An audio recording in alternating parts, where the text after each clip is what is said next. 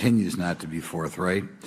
Between the Chinese balloon being shot down and 2 UAPs subsequently shot down following the event earlier this year, the U.S. government spent $1.5 million in taxpayer dollars on missiles, yet we have seen little clarity from the Biden administration. We must demand transparency from the Department of Defense, our intelligence community, and our defense industry on the UAP work. We're going to ask some questions about that today. Congress recognizes the subject of UAPs is multifaceted and requires a careful, data-driven approach. Today, we'll see clarity from these witnesses' testimonies, or we'll seek clarity as to what can be done to improve reporting for military and civilians and remain committed to objective inquiry. Congress should work to ensure that knowledge is not driven by fear. Today, we are not just debating the existence of UAPs, we are deliberating on the principles that define our republic, which is a commitment to transparency and accountability. I look forward to hearing from our witnesses today about ways we can improve government efficiency and openness when it comes to UAPs. I thank each of you for your presence here today and for your dedication to safeguarding the interests of the American people. I look forward to your testimony. Now I'm going to turn it over for 2.5 or 3 minutes to Representative Burchett from Tennessee. Thank you, Mr. Chairman. Thank you all for being here. I want to thank everybody for making this happen today, and I want to remind everybody this is a nonpartisan issue. This has nothing to do with party politics. I think the cover-up goes a lot deeper than that. I also want to thank my colleagues, Representative Anna Paulina Luna, sitting beside me here, Jared Moskowitz, my friend across the aisle, has an incredible mind, and I'm anxious to hear his questions, my buddy Eric Burleson, and it's not in my notes here, but Matt Gates. If it hadn't been for Matt Gates, myself, him, and Luna would still be down at Eglin Air Force Base trying to get some answers. He's got an incredible legal mind. Also, I know I saw it in the crowd there, George Knapp, my buddy Jeremy Corbell. They're not witnesses, but they've provided some statements on this subject, and I seek unanimous consent to enter those statements into the record, Mr. Chairman. Without objection. Also, would like to enter in, I understand now that this is unclassified and it's public record, but as we all know, that's sometimes difficult for the public to get a hold of. A report, Defense Intelligence Reference Documents, Advanced Space Propulsion Based on Vacuum, Space-Time Metric Engineering, some light reading for some of our members. Without objection. Thank you. Mr. Knapp wrote, since 1969, the position of our military has been that UFOs pose no threat to national security and are not worthy of further study. I'd say that's the biggest understatement of the decade. He also goes on to talk about the dismissive attitude. It's at odds with what was revealed in documents, reports, and internal memos. And Mr. Cabral says, as he writes these words, the UFO is emerging as a major topic of global importance. I can state that as a fact. Out there, I met a fellow who came in here all the way from Denmark to be here for this meeting. So this is huge. This is worldwide. I think we suspect what's going on, but I'd also like to thank the members of Congress who have supported our efforts to make this hearing happen. Some have even confided to me that they've had UFO sightings of their own. Those members, of course, some of them wish to remain anonymous, and I'll keep it that way. But also, finally, I'd like to thank these 3 brave witnesses here. They took an oath. They took an oath to uphold the Constitution of the United States, and dadgummit, they're doing it. And we owe them a debt of gratitude.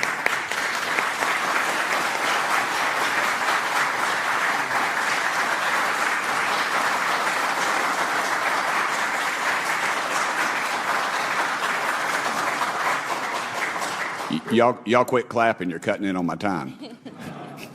Just kidding. These folks, they've got nothing to gain from this, and I think you're going to find out that they've endured quite a few slings and arrows. We need to remember them in our prayers and their families. And I'm thankful to them for their honest testimonies. They have done interviews and appeared in documentaries like Accidental Truth to get their stories out there, and now they are all here to testify under oath for Congress. It's been so difficult to get here today. I've said, in the Baptist church, we'd say that the devil's in our way.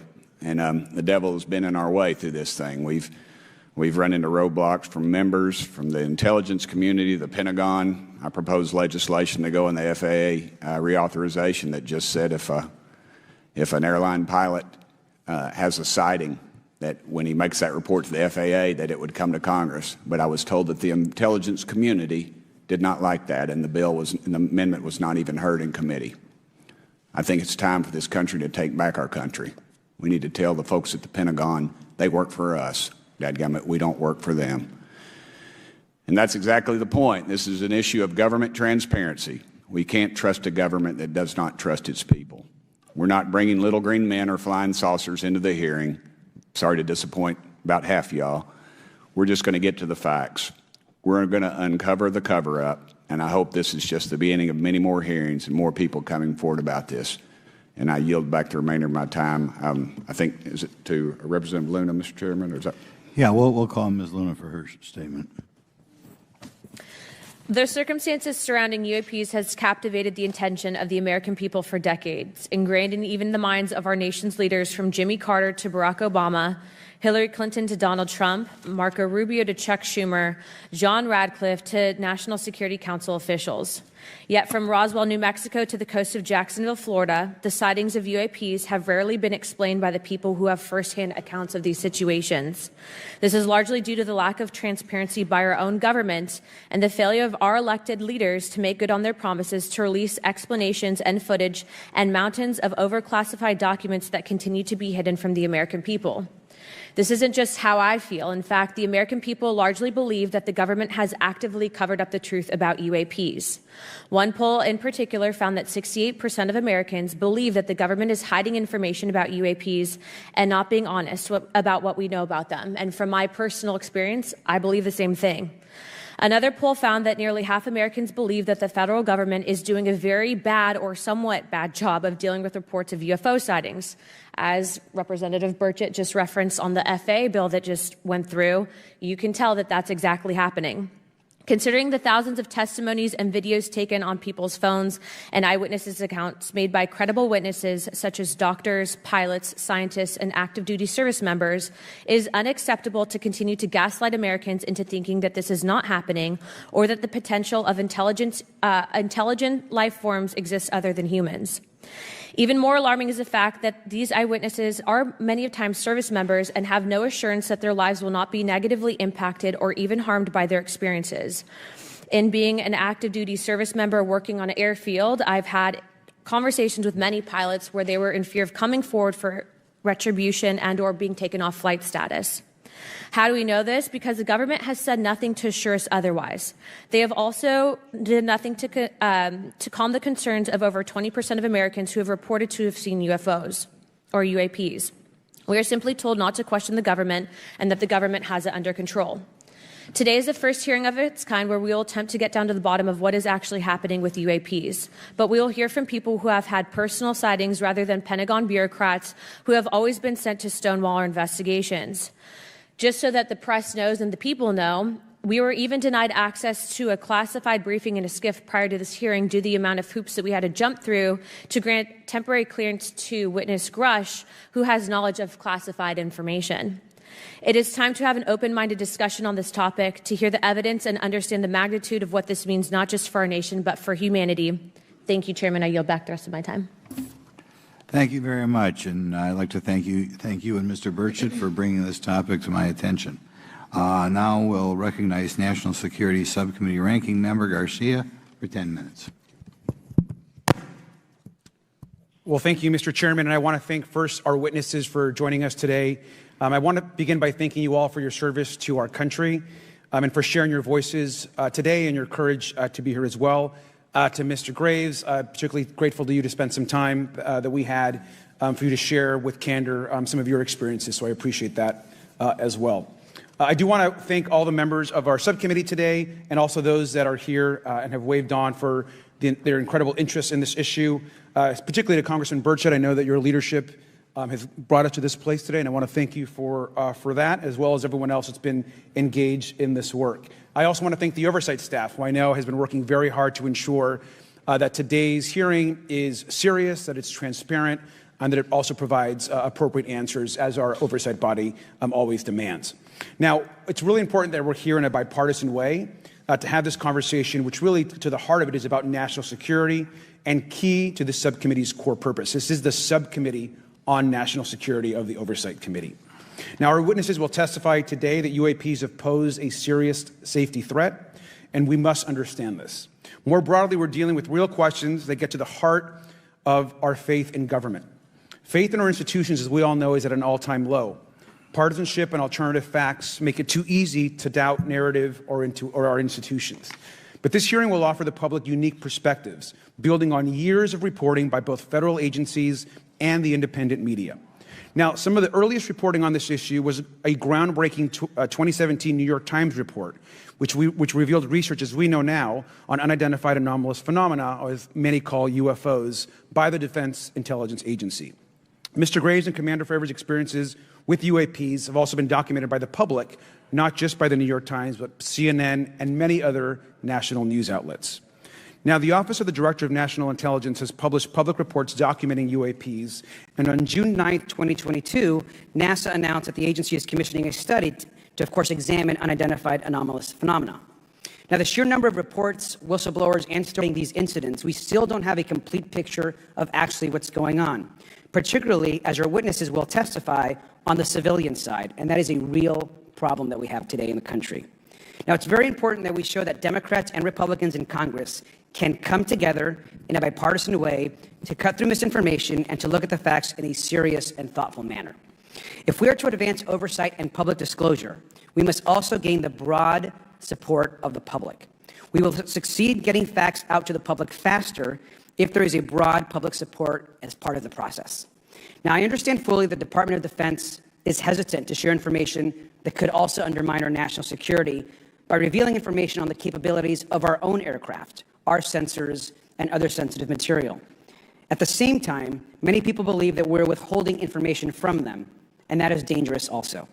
I believe in openness and transparency. That is also the role of Congress, and I want to trust that the American people will be able to weigh the evidence and make up their own minds. Now, we have incidents where sensors, sometimes even multiple types of sensors, detect things that we cannot explain.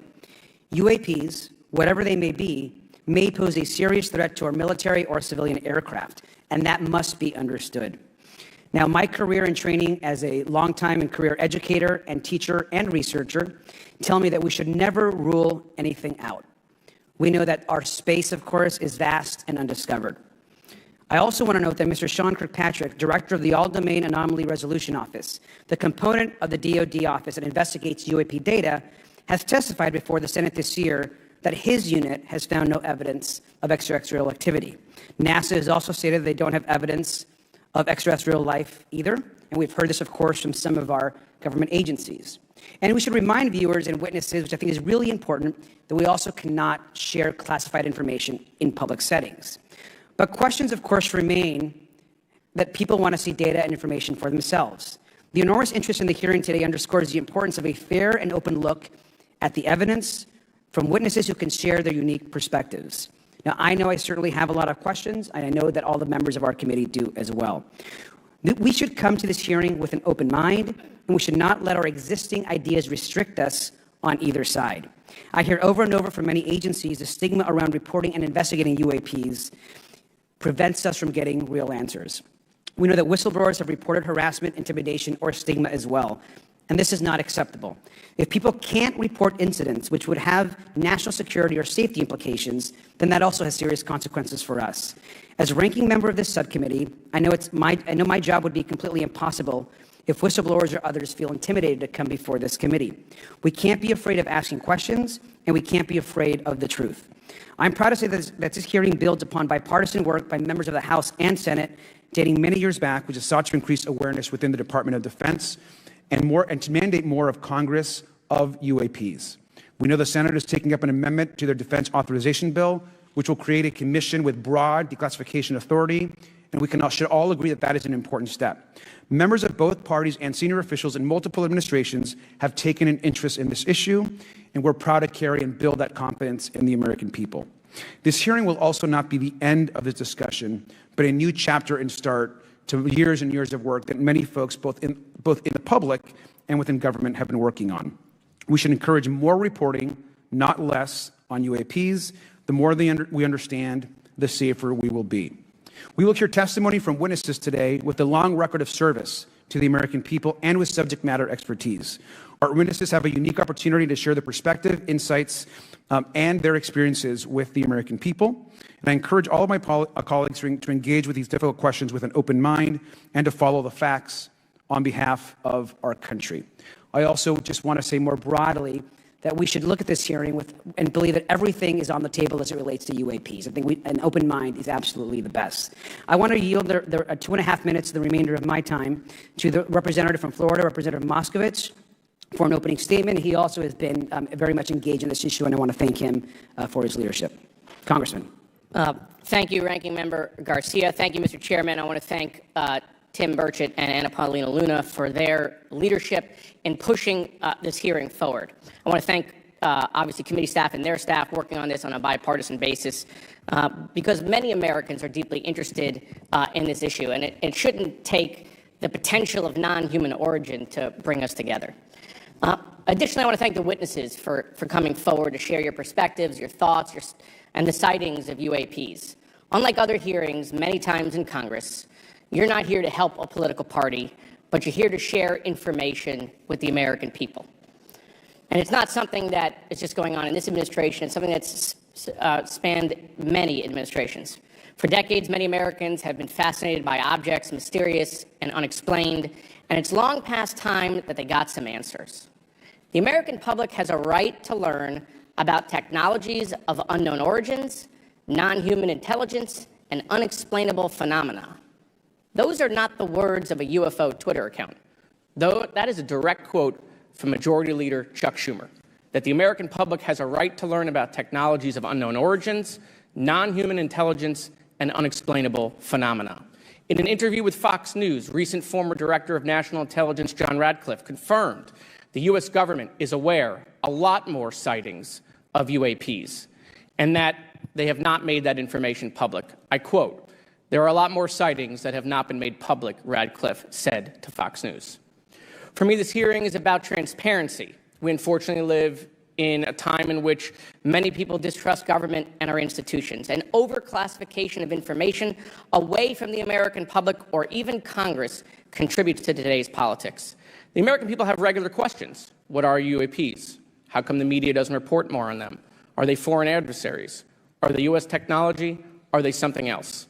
They ask themselves, how come when a Russian jet shoots flares at one of our drones, we have perfect pictures and videos to show the American people and the world, but when it comes to UAPs, nothing?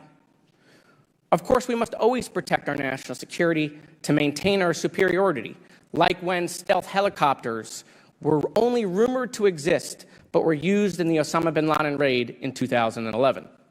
But we can't allow that to be used as a shield to keep the American people completely in the dark from basic truths. The American people deserve to hear more about special access programs. Congress has a right to know if there's any unsanctioned weapons development. Satellite imagery that has not been provided to Congress. Congress created the All-Domain Resolution Office in the NDAA of 2022. In its initial analysis, there are 171 uncharacterized UAP reports, and this is the words from the report, that appear to have demonstrated unusual flight characteristics or performance capabilities. I believe more information is known about the 171 instances. It's time for Congress to reinsert ourselves. I call on our military leaders and intelligence officials to release more information to the American people about UAPs. And to our military leaders, if there's nothing to conceal, let Congress go to Wright-Patterson Air Force Base, the Dugway Proving Ground, or even Groom Lake in Nevada. We should have disclosure today. We should have disclosure tomorrow. The time has come. Thank you, Ranking Member. Thank you, Mr. Moskowitz, and I would yield back now to our chairman. Thank you. Right, now I'd like to introduce our witnesses. Our first witness is Lieutenant Ryan Graves. He's the Executive Director of Americans for Safe Aerospace. Lieutenant Graves is also a former U.S. Navy F-18 pilot with his own UAP experience. The next witness, David Grusch, is a former senior intelligence officer with the National Geospatial Intelligence Agency and was a senior technical advisor for UAP issues. And finally, retired Navy Commander David Fraver, squadron leader who worked as a naval aviator for 18 years. Mr. Fraver has his own UAP experience, known as the TikTok event. I look forward to hearing from all three of you today. Pursuant to Committee Rule 9G, the witnesses will please stand and raise their right hands. Do you solemnly swear or affirm that the testimony you are about to give is the truth, the whole truth, and nothing but the truth, so help you God? Let the record show that all the witnesses answered in the affirmative. You may be seated. We appreciate you all being here today and look forward to your testimony. I'll remind the witnesses that we have read your written statements and they will appear in full in the hearing record. Please try to limit your oral statements to 5 minutes. As a reminder, please press the button on the microphone in front of you so that it's on and the members can hear you. When you begin to speak, the light in front of you will turn green. After 4 minutes, it'll turn yellow, and the red light, when that comes on, it tells you your 5 minutes have expired. I'll now recognize Mr. Graves for 5 minutes for your opening statement. Thank you. Chairman Grothman, Ranking Member Garcia, distinguished members of the House Oversight Subcommittee on National Security, Representatives Burchett and Luna. My name is Ryan Fobbs Graves, and I'm a former F-18 pilot with a decade of service in the U.S. Navy, including 2 deployments in Operation Enduring Freedom and Operation Inherent Resolve. I have experienced advanced UAP firsthand, and I'm here to voice the concerns of more than 30 commercial aircrew and military veterans who have confided their similar encounters with me. Today, I would like to highlight 3 critical issues that demand our action. As we convene here, UAP are in our airspace, but they are grossly underreported. These sightings are not rare or isolated, they are routine. Military aircrew and commercial pilots, trained observers whose lives depend on accurate identification, are frequently witnessing these phenomena. The stigma attached to UAP is real and powerful and challenges national security. It silences commercial pilots who fear professional repercussions, discourages witnesses, and is only compounded by recent government claims questioning the credibility of eyewitness testimony. Parts of our government are aware of more about UAP than they let on, but excessive classification practices keep crucial information hidden. Since 2021, all UAP videos are classified as secret or above. This level of secrecy not only impedes our understanding, but fuels speculation and mistrust. In 2014, I was an F-18 Foxtrot pilot in the Navy Fighter Attack Squadron 11, the Red Rippers, and I was stationed at NAS Oceana in Virginia Beach. After upgrades were made to our jet's radar systems, we began detecting unknown objects operating in our airspace. At first, we assumed they were radar errors, but soon we began to correlate the radar tracks with multiple onboard sensors, including infrared systems, eventually through visual ID. During a training mission in Warning Area Whiskey 72, 10 miles off the coast of Virginia Beach, 2 F-18 Super Hornets were split by a UAP. The object, described as a dark gray or a black cube inside of a clear sphere, came within 50 feet of the lead aircraft and was estimated to be 5 to 15 feet in diameter. The mission commander terminated the flight immediately and returned to base. Our squadron submitted a safety report, but there was no official acknowledgement of the incident and no further mechanism to report the sightings. Soon, these encounters became so frequent that aircrew would discuss the risk of UAP as part of their regular pre-flight briefs. Recognizing the need for action and answers, I founded Americans for Safe Aerospace. The organization has since become a haven for UAP witnesses who were previously unspoken due to the absence of a safe intake process. More than 30 witnesses have come forward, and almost 5,000 Americans have joined us in the fight for transparency at safeaerospace.org. The majority of witnesses are commercial pilots at major airlines. Often, they are veterans with decades of flying experience. Pilots are reporting UAP at altitudes that appear above them at 40,000 feet, potentially in low Earth orbit or in the gray zone below the Kármán line, making inexplainable maneuvers like right-hand turns and retrograde orbits or J-hooks. Sometimes these reports are reoccurring, with numerous recent sightings north of Hawaii and in the North Atlantic. Other veterans are also coming forward to us regarding UAP encounters in our airspace and oceans. The most compelling involve observations of UAP by multiple witnesses and sensor systems. I believe these accounts are only scratching the surface, and more will share their experiences once it is safe to do so. In closing, I recognize the skepticism surrounding this topic. If everyone could see the sensor and video data I've witnessed, our national conversation would change. I urge us to put aside stigma and address the security and safety issue this topic represents. If UAP are foreign drones, it is an urgent national security problem. If it is something else, it is an issue for science. In either case, unidentified objects are concerned for flight safety. The American people deserve to know what is happening in our skies. It is long overdue. Thank you. Mr. Grush. Mr. Chairman, ranking members and congressmen, thank you. I'm happy to be here. This is an important issue, and I'm grateful for your time. My name is David Charles Grusch. I was an intelligence officer for 14 years, both in the U.S. Air Force, both active duty, Air National Guard, and Reserve, at the rank of major, and most recently from 2021 to 2023, at the National Geospatial Intelligence Agency, NGA, at the GS-15 civilian level, which is the military equivalent of a full bird colonel. I was my agency's co-lead in unidentified anomalous phenomena and transmedium object analysis, as well as reporting to the UAP task force, UAPTF, and eventually, once it was established, the All-Domain Anomaly Resolution Office, AARO. I became a whistleblower through a PPD-19 urgent concern filing in May 2022 with the Intelligence Community Inspector General. Following concerning reports from multiple esteemed and credentialed current and former military and intelligence community individuals that the U.S. government is operating with secrecy above congressional oversight with regards to UAPs.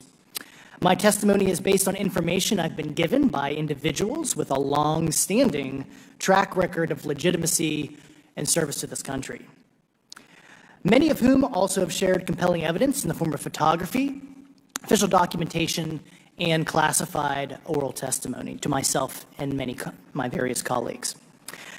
I have taken every step I can to corroborate this evidence over a period of 4 years while I was with the UAP task force and do my due diligence on the individual sharing it. This is because of these steps, I believe strongly in the importance of bringing this information before you.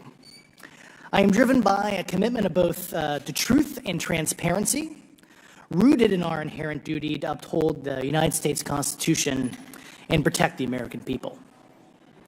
I'm asking Congress to hold our government to this standard and thoroughly investigate these claims. But as I stand here under oath now, I am speaking to the facts as I've been told them. In the U.S. Air Force, in my National Reconnaissance Office, NRO, reservist capacity, I was a member of the UAP Task Force from 2019 to 2021. I served at the NRO Operations Center on the Director's Briefing staff, which included the coordination of the Presidential Daily Brief and supporting variety of contingency operations, which I was the Reserve Intelligence Division Chief backup.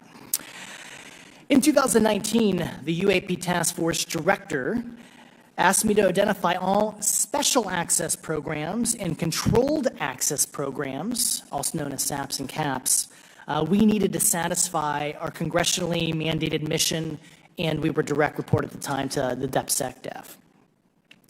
At the time, due to my extensive executive level intelligence support duties, I was cleared to literally all relevant compartments and in a position of extreme trust, both in my military and civilian capacities. I was informed in the course of my official duties of a multi-decade UAP crash retrieval and reverse engineering program, to which I was denied access to those additional read-ons when I requested it. I made the decision, based on the data I collected, to report this information to my superiors and multiple inspectors general, and in effect becoming a whistleblower. As you know, I've suffered retaliation for my decision, but I am hopeful that my actions will ultimately lead to a positive outcome of increased transparency. Thank you, and I'm happy to answer your questions. Thank you. Commander Fraver. Thank you. Thank you, Mr. Chairman, Congressmen, Congresswomen. I want to first thank you for the invitation to speak to the committee on the UAP topic that's been in the news for the past 6 years and seems to be continuing to gain momentum. As you know, my name is David Fraver. I'm a retired commander in the United States Navy. In 2004, I was a commanding officer of Strike Fighter Squadron 41, the world-famous Black Aces. We were attached to Carrier Wing 11, stationed on board the USS Nimitz, and had begun a 2-month workup cycle off the coast of California. On this day, we were scheduled for a 2v2 air-to-air training with the USS Princeton as our control. When we launched off Nimitz, my wingman was joining up. We were told that the training was going to be suspended and we were going to proceed with real-world tasking. As we proceeded to the west, the air controller was counting down the range to an object that we were going to, and we were unaware of what we were going to see when we arrived. The controller had told us that these objects had been observed for over 2 weeks, coming down from over 80,000 feet, rapidly descending to 20,000 feet, hanging out for hours, and then going straight back up. For those who don't realize, above 80,000 feet is space. We arrived at the location at approximately 20,000 feet, and the controller called merge plot, which means that our radar blip was now in the same resolution cell as the contact. As we looked around, we noticed that we saw some whitewater off our right side. It's important to note that the weather on this day was as close to perfect as you could ask for off the coast of San Diego. Clear skies, light winds, calm seas, no whitecaps from waves. So the whitewater stood out in a large blue ocean. All four of us, because we were in F-18Fs, so we had pilots and Wizzo in the back seat, looked down a small, saw a white tic-tac object with a longitudinal axis pointing north-south and moving very abruptly over the water like a ping-pong ball. There were no rotors, no rotor wash, or any sign of visible control surfaces like wings. As we started clockwise towards the object, my Wizzo and I decided to go down and take a closer look with the other aircraft staying in high cover to observe both us and the tic-tac. We proceeded around the circle about 90 degrees from the start of our descent, and the object suddenly shifted its longitudinal axis, aligned it with my aircraft, and began to climb. We continued down another 270 degrees, nose low, where the tic-tac, or we considered 270 degrees to where, and we went nose low to where the tic-tac would have been. Our altitude at this point was about 15,000 feet, and the tic-tac was about 12,000. As we pulled nose onto the object, within about a half mile of it, it rapidly accelerated in front of us and disappeared. Our wingmen, roughly 8,000 feet above us, lost contact also. We immediately turned back to see where the whitewater was at, and it was gone also. So as we started to turn back towards the east, the controller came up and said, "Sir, you're not going to believe this, but that thing is at your cap point, roughly 60 miles away in less than a minute. You can calculate the speed." We returned to Nimitz. We were taking off our gear. We were talking to one of my crews that was getting ready to launch. We mentioned it to him, and they went out and luckily got the video that you see, that 90-second video. What you don't see is the radar tape that was never released, and we don't know where it's at, of the active jamming that the object put on an APG-73 radar, and I can get into modes later if you're interested. What is shocking to us is that the incident was never investigated. None of my crew were ever questioned. Tapes were never taken, and after a couple days, it turned into a great story with friends. It wasn't until 2009 until Jay Stratton had contacted me to investigate. Unbeknownst to all, he was part of the ATIP program in the Pentagon led by Lou Elizondo. And there was an unofficial official report that came out that's now on the internet. Years later, I was contacted by the other pilot, Alex Dietrich, and asked if I'd been contacted, and I said no, but I'm willing to talk. I was contacted by Mr. Elizondo, and we talked for a short period of time, and he said we'd be in contact. A few weeks after that, I was made aware that Lou had left the Pentagon in protest and joined forces with Tom DeLong, Chris Mellon, Steve Justice, and others to form Two Stars Academy, an organization that pressed the issue with leading industry experts and U.S. government officials. They worked with Leslie Keene, who is present today, Ralph Blumenthal, and Helene Cooper to publish the articles in the New York Times 2017 New York Times. And it removed the stigma on the topic of UFOs, which is why we're here today. Those articles open the door for the government and public that cannot be closed. It has led to an interest from our elected officials who are not focused on little green men, but figuring out where these craft are, where they're from, the technology they possess, how do they operate. It also led to the Whistleblower Protection Act and the NDAA. There are multiple witnesses coming forward to say that have firsthand knowledge, and Mr. Grush just covered that. What concerns me is that there's no oversight from our elected officials on anything associated with our government processing or working on craft. Believe it or not, from this world. This issue is not a full public disclosure that could undermine national security, but it is about ensuring that our system of checks and balances works across all work done in the government using taxpayer funds. Relative to government programs, even unacknowledged WAVE programs have some level of oversight by the appropriate committee members in the House and Senate, and this work that is said to be occurring from whistleblower testimonies should not be exempt. In closing, I would like to say that the tic-tac object we engaged in 2004 was far superior to anything that we had on time, have today, or are looking to develop in the next 10 years. If we in fact have programs that possess this technology, it needs to have oversight from those people that the citizens of this great country elected in office to represent what is best for the United States and best for the citizens. I thank you for your time. Thank you very much. Thank you very much. I know it's very difficult for all of you, all you've done in the past to try to illuminate this issue. Calling myself first for some questions. I'm going to start with Mr. Graves. Are pilots that you interact with as part of your organization, do you feel adequately trained and briefed on how to handle encounters with UAPs? No. Right now, military witnesses to UAP have limited options for reporting UAP. But more concerning is that commercial aviation sector has not adapted to the lessons that the military has implemented. The military and Department of Defense has stated that UAP represent a critical aviation safety risk. We have not seen that same language being used in the commercial markets. They are not acknowledging this risk. Okay. What steps do you think have to be taken to improve a pilot's UAP reporting, be it military or commercial? Right now, we need a system where pilots can report without fear of losing their jobs. There is a fear that the stigma associated with this topic is going to lead to professional repercussions, either through management or perhaps through their yearly physical check. So having a secure system, reducing the stigma, and making this information available through the public is going to reduce the concerns that aircrew have. Could you just give me a little idea of the degree to which reports in the past are not made public right now? Well, I don't think there has been a proper reporting system to gather those reports and thus not report them. So to answer your question, I think there is a dearth of data due to the fact that the reporting has been limited up to this time. Could you tell me why you believe it's, kind of to play the devil's advocate, a reason why some of this stuff should not be available to the public?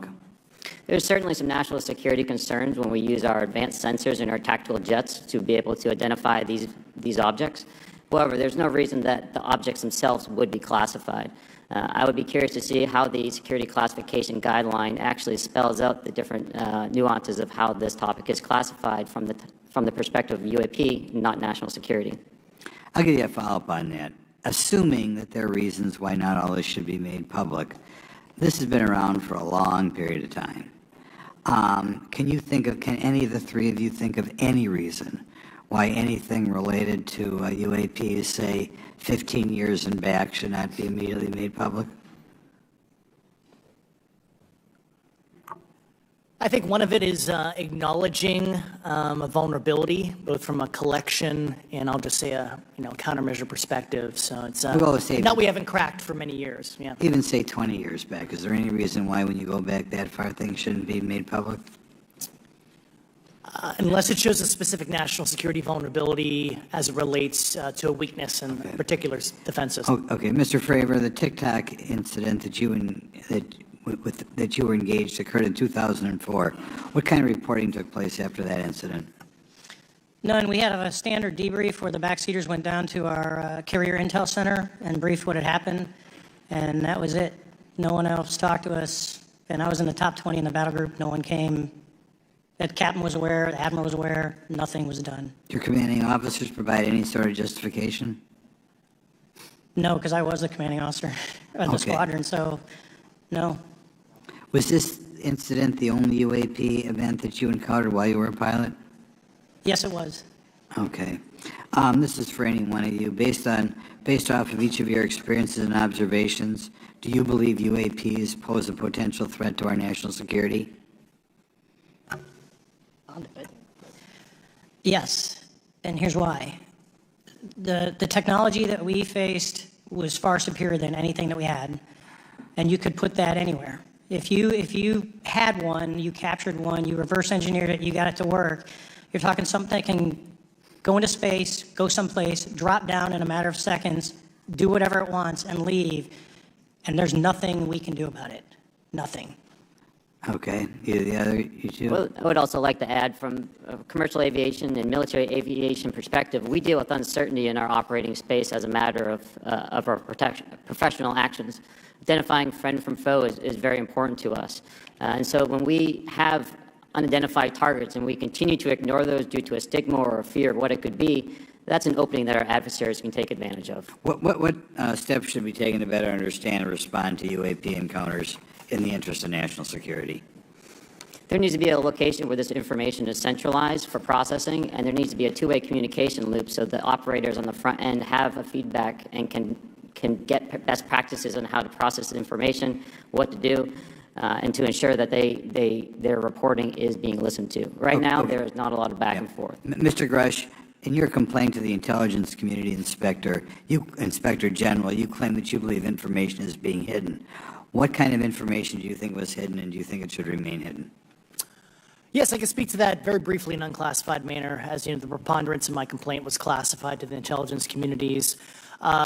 Both material acquisition and exploitation activity, also baselining the UAPs, but not sharing it with intelligence professionals that are actually doing step briefs to pilots, that kind of information. Yeah. Okay.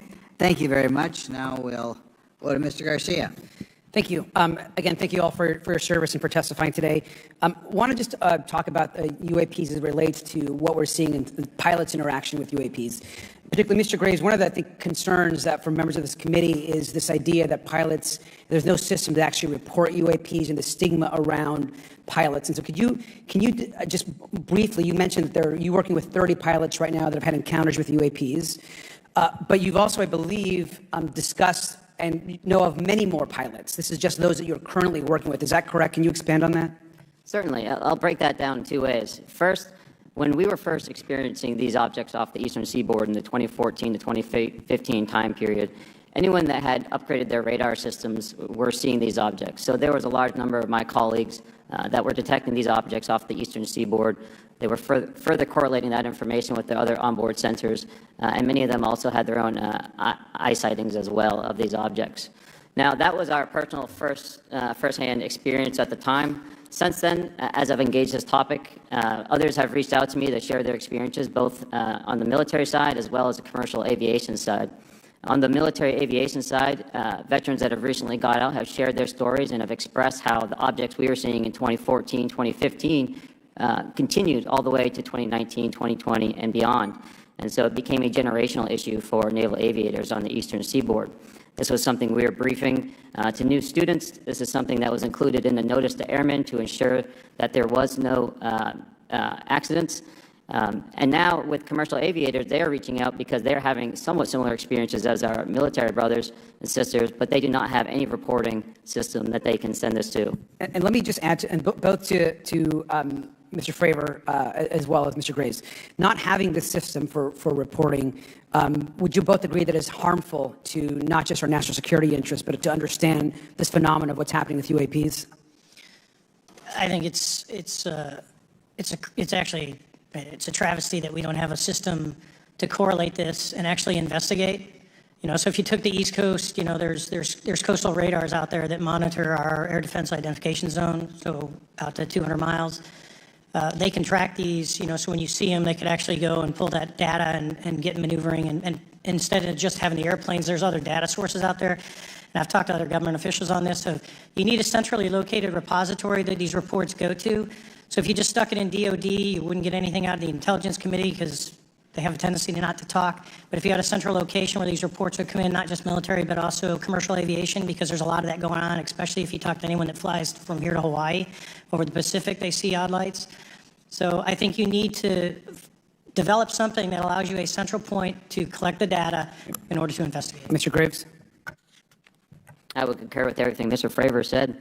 I'll continue to say that the commercial pilots that have reached out to me through Americans for Safe Aerospace are doing so because they don't feel there's another way for them to report this safety issue. And I think one of the clear outcomes of this hearing already is that there has to be a safe and transparent reporting process for pilots, both on the commercial side and the military side, to be able to report UAPs in a way that's also transparent, but also understands the scope of our national security interests and what may be classified or not. But I think there has to be some sort of system, and so that's something that I hope can be an outcome that this committee can work on. Is there anything else for the two of you briefly beyond this reporting system that you think that we can do as a government to encourage and facilitate more civilian reporting? I think we're doing it right now. Okay, great. I think this hearing is going to show the American people that their government takes this topic seriously. And how about civilians that may not be pilots? What kind of process could be in place for civilians who are not pilots, who may have UAP encounters? Do either of you have any suggestions that could facilitate that? My recommendations would be to make that a sensor-centric operation in order to make it as objective as possible. Okay. Sir, Mr. Fraver? I agree with Mr. Graves on that. Okay. Just briefly, I also just want to note, particularly for the two pilots, and I have a question for Mr. Grush. One of the things that I found fascinating in our discussion, Mr. Graves, last night as well, is that you both described UAPs and formations and the way they are observed in space or in our air and the way that they move is essentially ways in which current technology or aircraft that we know of are unable to actually function or move. And so will you just, for the public record, again, once again, just briefly either describe or note that aircraft that are being witnessed, particularly by the 30 folks that you're working with, are essentially outside the scope of anything that we know of today and the technology we have today. Mr. Graves, Mr. Fraver? Yes, the objects that are being seen by commercial pilots are performing maneuvers that are unexplainable due to our current understanding of our technology and our capabilities as a country, and that applies for the military as well. Mr. Fraver? Yeah, I concur with that. We have nothing that can stop in midair and go the other direction, nor do we have anything that can, like in our situation, come down from space, hang out for 3 hours, and go back up. Thank you. My last question, and sometimes I know that you have also said some of these answers in the past, but we're trying to get them on the public record as well, which is really important. Mr. Grush, finally, do you believe that our government is in possession of UAPs? Absolutely, based on interviewing over 40 witnesses over 4 years. And where? I know the exact locations, and those locations were provided to the Inspector General and some of which to the intelligence committees. I actually had the people with the firsthand knowledge provide a protected disclosure to the Inspector General. Thank you. And Mr. Chairman, I would just say that I think that these questions are important questions, and I look forward to being involved in the process to get those answered. I know there'll be a lot of questions from other committee members, so I yield back. Thank you. We'll go to Mr. Burchett himself. Thank you, Mr. Chairman. Thank you, Mr. Garcia. I would like to have you on my legislation to do just that on the reporting, and we'll get together on that. Maybe you can be my co-sponsor on that. That'd be really cool. Thank you for those great questions. Mr. Graves, again, I'd like to know, how do you know that these were not our aircraft? Some of the behaviors that we saw in a working area, we would see these objects being at 0.0 Mach, that's zero airspeed, over certain pieces of the ground. So what that means, just like a river, if you throw a bobber in, it's going to float downstream. These objects were staying completely stationary in Category 4 hurricane winds. These same objects would then accelerate to supersonic speeds, 1.1, 1.2 Mach, and they would do so in very erratic and quick behaviors that I don't have an explanation for. Okay. Have you spoken to commercial and military pilots that have seen these off of our East Coast? I have. Okay. Mr. Fraver, I noticed that in the Tic Tac video, it's Tic Tac like the candy, not Tic Toc like the Chinese Communist app. That's correct. Yes, sir. I just want to make that because my daughter corrected me on that and called me a boomer and said, "Hey, boomer," and I said, "No, baby, it's Tic Tac like the candy. You're gonna have to just look it up." And but now I would also like to say today is a day of many firsts. It's a miracle that we're having this meeting, and it's also a miracle that my wife has put up with me for 9 years today. Today is my anniversary, so I want to tell my wife happy anniversary and that I love her very much. As she likes to say, this 9 years have been the best 2 years of her life. So, thank you. Mr. Fraver, what astonished you the most about the flight capabilities of these Tic Tac, very briefly? The performance. Absolute performance. It was... And you're not aware of any other objects that anybody in the world has, in this world, that has those capabilities? No, I think it's far beyond actually our material science that we currently possess. Are you aware of any other reconnaissance platforms that have tracked or recorded the Tic Tac's maneuvers, maybe the NORAD system or any of the others? I am not. Okay.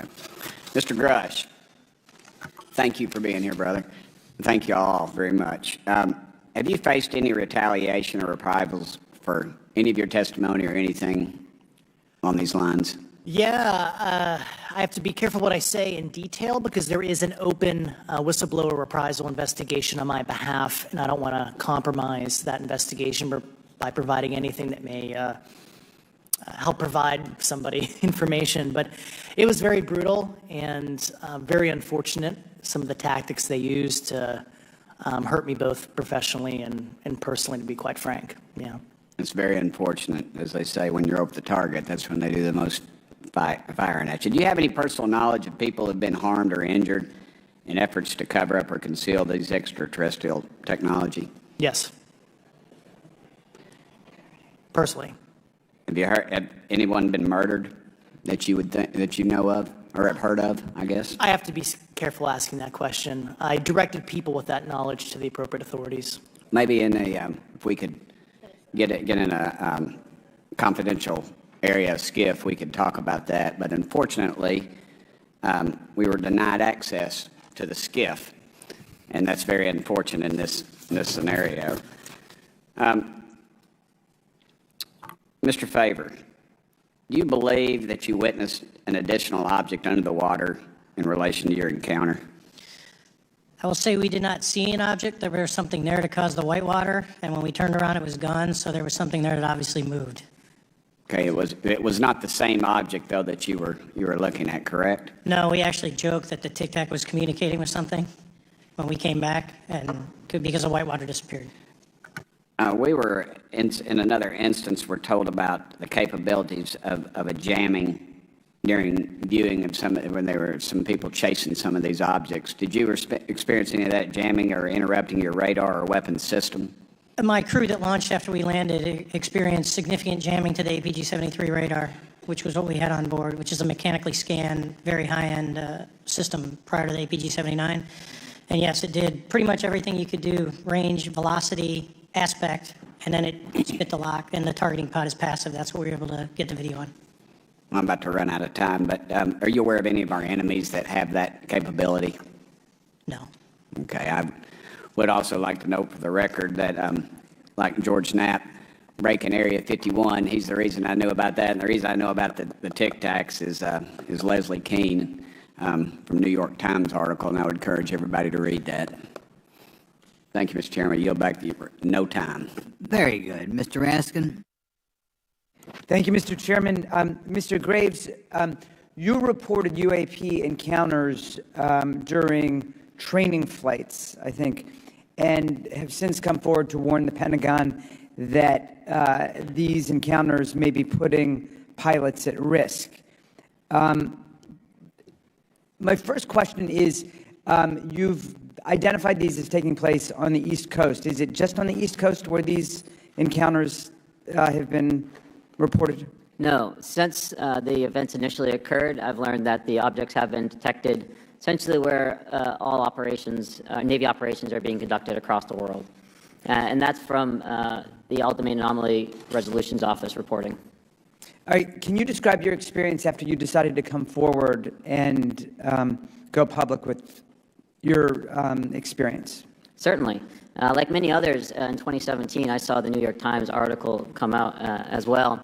And for me, it was special because I recognized the voices on the video. I recognized the video itself. I had seen it when it was taken. I'd seen it when it was debriefed. And so that was kind of shook me because I realized that this problem was still ongoing. And so I reached out to colleagues back on the East Coast and realized that this was still a safety risk that they were dealing with, that they had essentially hit a wall with how they could move forward on this conversation. It was at that point when I decided to try to move the conversation forward myself. Are there common characteristics to the UAPs that have been cited by different pilots, and can you describe what the convergence of descriptions is? Certainly. We were primarily seeing dark gray or black cubes inside of a clear sphere. I'm sorry, dark gray or black cubes? Yes, inside of a clear sphere, where the apex or tips of the cube were touching the inside of that sphere. And that was primarily what was being reported when we were able to gain a visual tally of these objects. And that occurred over almost 8 years. And as far as I know, it's still occurring.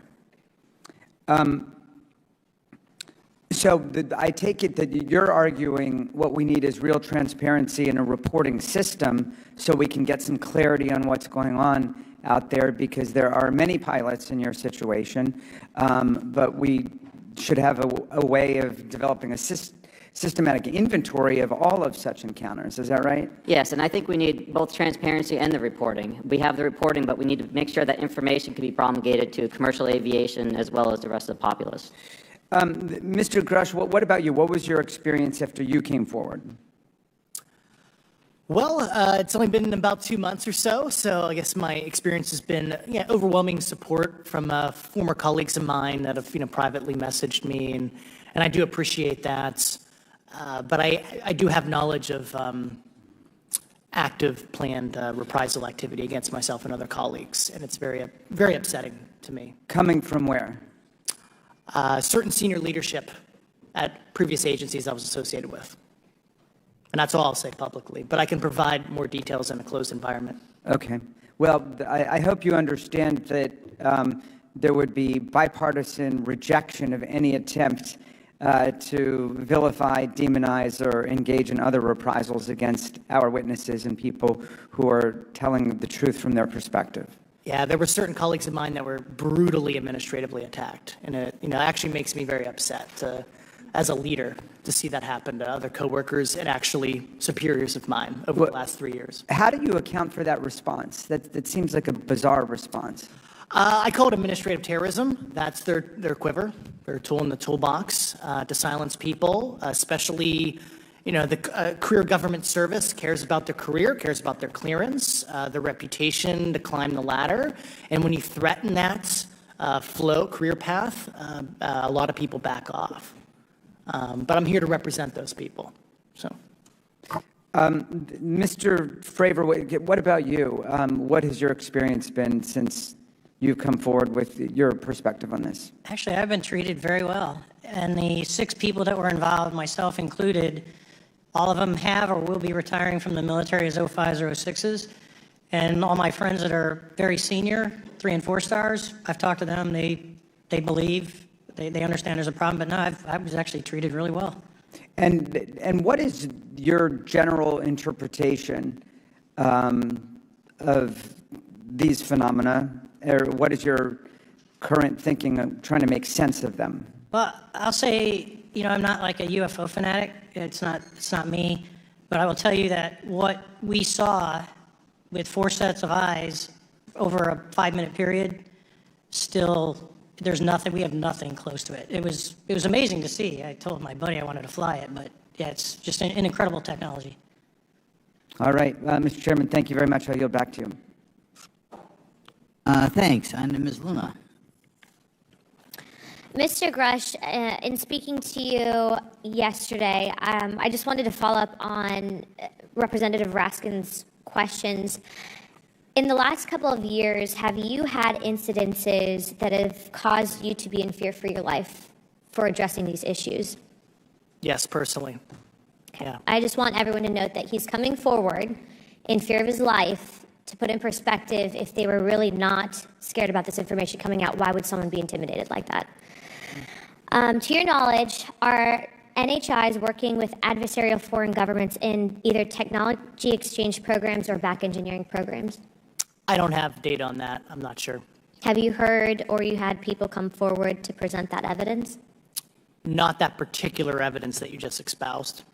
Okay, on the 19th of April, Dr. Kirkpatrick, head of AARO, had said that he did not find any evidence of UAPs. You also stated that you had, in your interview, that you had briefed him on information that you were uncovering, but that he did not follow up with you.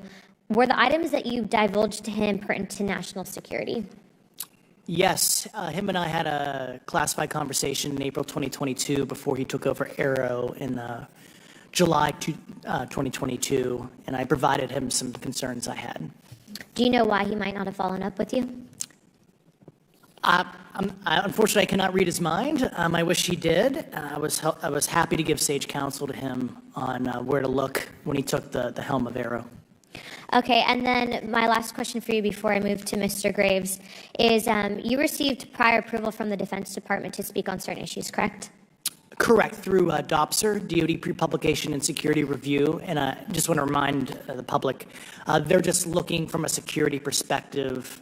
These are my own personal views and opinions, not the department's. Okay, I'm asking that, though, mainly because I think that there are many people that would like to discredit you, so it does bring a certain amount of credibility to your testimony. I'm required by law to do that as a former intelligence officer, or I go to jail for revealing classified information. Yeah, we don't want you to go to jail. My next question would actually be for Mr. Graves. Can you please explain to me in detail the event that occurred at Vandenberg Air Force Base? Certainly. In the 2003 timeframe, a large group of Boeing contractors were operating near one of the launch facilities at Vandenberg Air Force Base when they observed a very large 100-yard sided red square, approach the base from the ocean and hover at low altitude over one of the launch facilities. This object remained for about 45 seconds or so before darting off over the mountains. There was a similar event within 24 hours later in the evening. This was a morning event, I believe 8:45 in the morning. Later in the evening, post-sunset, there were reports of other sightings on base, including some aggressive behaviors. These objects were approaching some of the security guards at rapid speeds before darting off. And this is information that was received through one of the witnesses that have approached me at Americans for Safe Aerospace. Was this documented in any official form, whether it was a police blotter? Yes, they had official documentation and records from the event that the witness held over the years. And I'm not going to ask you to do it right now for time reasons, but you would be able to sketch what was witnessed, correct? And have you seen that before on any other equipment and/or during your flight time? I have not seen what they've described. This object was estimated to be almost the size of a football field, and I have not seen anything personally that large. Okay, and then another question on follow-up referencing the gimbal video Go Fast incident. Can you just clarify, because to our understanding, the footage was actually cut off at a certain point, but what happens at the end of that video, just for those Americans specifically that are wanting to know about the rest of that footage? Certainly. There was some uncertainty or instability with the object. It seemed to rock a bit, and that's the last I had seen in the video. Much of the data that I would recommend be analyzed would consist of radar data that would provide precise kinematics on the object, as well as the fleet of objects that were operating nearby. Okay, and follow-up, in regards to the reporting procedures that Mr. Garcia had addressed on, as well as Representative Burchett, with the FAA, to your understanding, pilots that are seeing this, commercial airline pilots, are they receiving cease and desist letters from corporations for coming forward with information in regards to safety for potential airline passengers? I have been made privy to conversations with commercial aviators who have received cease and desist orders. So the American public should know that corporations are putting their own reputations on the not the line, but ahead of the safety of the American people. And I think, would you agree with that statement? It appears so. Okay. And I guess this would be my last, I'm out of time. I yield. I'll be back. Good. Mr. Moskowitz. Thank you, Mr. Chairman. Gentlemen, let's talk about the laws of physics for a second. Mr. Graves and Commander Fraver, I heard you talk about speed. When those objects broke the sound barrier, did they make a sonic boom? I was in a jet. You can't hear anything. It's kind of loud in there. Yeah, you're not able to actually personally tell within the vehicle. I will say the objects that we were seeing, they were spherical, and they were observed up to Mach 2, which is a very non-aerodynamic shape. What about G-forces? Let's talk about G-forces of those vehicles. Could a human survive those G-forces with known technology today? No. No, not for the acceleration rates that we observed. Okay. What about what they look like? How close did you get? Did you see a seam or a rivet or a section? And what I mean is, obviously, the jets you're flying have all those things. Did these objects have those? Do you want to go, Ryan? I didn't have the detail to be able to tell that. So we got within a half mile at Tic Tac, which people say that's pretty far, but in airplanes, that's actually relatively close. No, it was perfectly white, smooth, no windows, although when we did take the original FLIR video that is out there, when you put it on a big screen, it actually had two little objects that came out of the bottom of it. But other than that, no windows, no seams, no nothing. Mr. Grush, as a result of your previous government work, have you met with people with direct knowledge or have direct knowledge yourself of non-human origin craft? Yes, I personally interviewed those individuals. Mr. Grush, as a result of your previous government work, have you met with people with direct knowledge or have direct knowledge yourself about ATs, advanced technologies that the U.S. government has? Complicated question. So there's, some, I would call it abuse here. So congressional oversight of conventional special access programs. So I'll use Title 10, so DOD as an example, right? So 10 U.S. Code Section 119 discusses congressional oversight of SAPs, discusses the DepSecDef's ability to waive congressional reporting. However, the Gang of Eight is at least supposed to be notified if a waived or waive bigoted unacknowledged SAP is created, and that's public law. Well, so that how does, I don't want to cut you off, but how do you think U.S. corporations are overcharging for certain tech they're selling to the U.S. government, and that additional money is going to programs? Correct, through something called IRAD. Okay. Satellite imagery. Let's talk about satellite imagery. We have satellites all over the place, some that we're aware of and many that we're not aware of, right? We're taking pictures of everything at every point and second. Mr. Grush, are you aware, do you have direct knowledge, or have you talked to people with direct knowledge that there are satellite imagery of these events? That was one of my primary tasks at NGA, since we process, exploit, and disseminate that kind of information.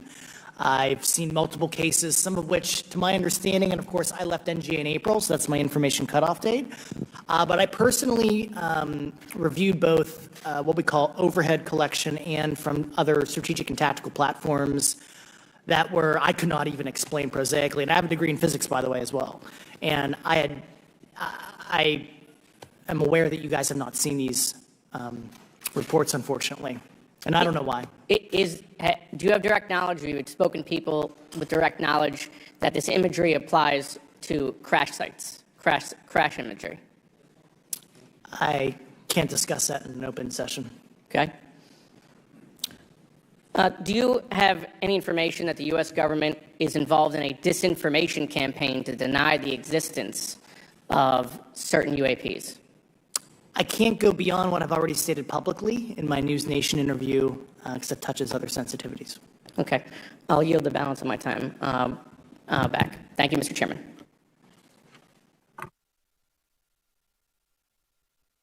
Ms. Fox? Thank you, Mr. Chairman, and I thank our witnesses for being here today. Mr. Grush, in your sworn testimony, you state that the United States government has retrieved supposedly extraterrestrial spacecraft and other UAP-related artifacts. You go so far as to state that the U.S. is in possession of, quote, non-human spacecraft, end quote, and that some of these artifacts have circulated with defense contractors. Several other former military and intelligence officials have come forward with similar allegations, albeit in non-public settings. However, Dr. Sean Kirkpatrick, the director of AARO, previously testified before Congress that there has been, and I quote, no credible evidence thus far of extraterrestrial activity or of, quote, off-world technology brought to the attention of the office. To your knowledge, is that statement correct? It's not accurate. I believe Dr. Kirkpatrick mentioned he had about 30 individuals that have come to Aero thus far. A few of those individuals have also come to Aero that I also interviewed, okay, and I know what they provided Dr. Kirkpatrick and their team. Okay. I was able to evaluate that information. I need to go on. Sure. But my understanding that his statement is accurate, came from a direct quote. And this contradiction is a perfect example of why we need to inject transparency into our government. And for another example, look no further than the pitiful response to the Chinese spy balloon debacle earlier this year. You may remember the mass confusion that ensued when the balloon was first spotted over Montana, 4 days after it first entered U.S. airspace over Alaska. The Biden administration's initial inability to address the object grew into a continuous series of embarrassments. After news of the balloon reached the mainstream media, we were assured that the balloon posed no threat to our security. However, after the balloon was allowed to transit the entire continental United States, fighter jets were scrambled off the coast of South Carolina to shoot it down. This flip-flopping and obfuscation caused needless confusion, fear, and panic across the country. It's my hope, Mr. Chairman, that this sort of confusion will not be repeated. We should investigate the extent to which elements of our government possess or do not possess information that is of critical value to the American people. We owe it to the citizens of this nation to make sure that our government is transparent and accountable. We must make sure that our government provides answers, and Congress must do its duty to solicit those answers. With that, Mr. Chairman, I yield back. Yeah, Mr. Frost.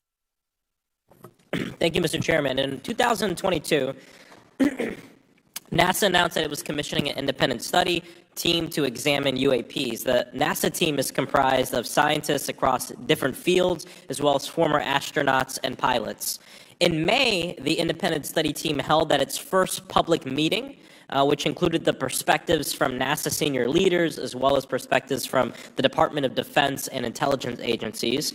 The NASA study team is also expected to release its first report pretty soon, and I think it's safe to say that we all eagerly await its results.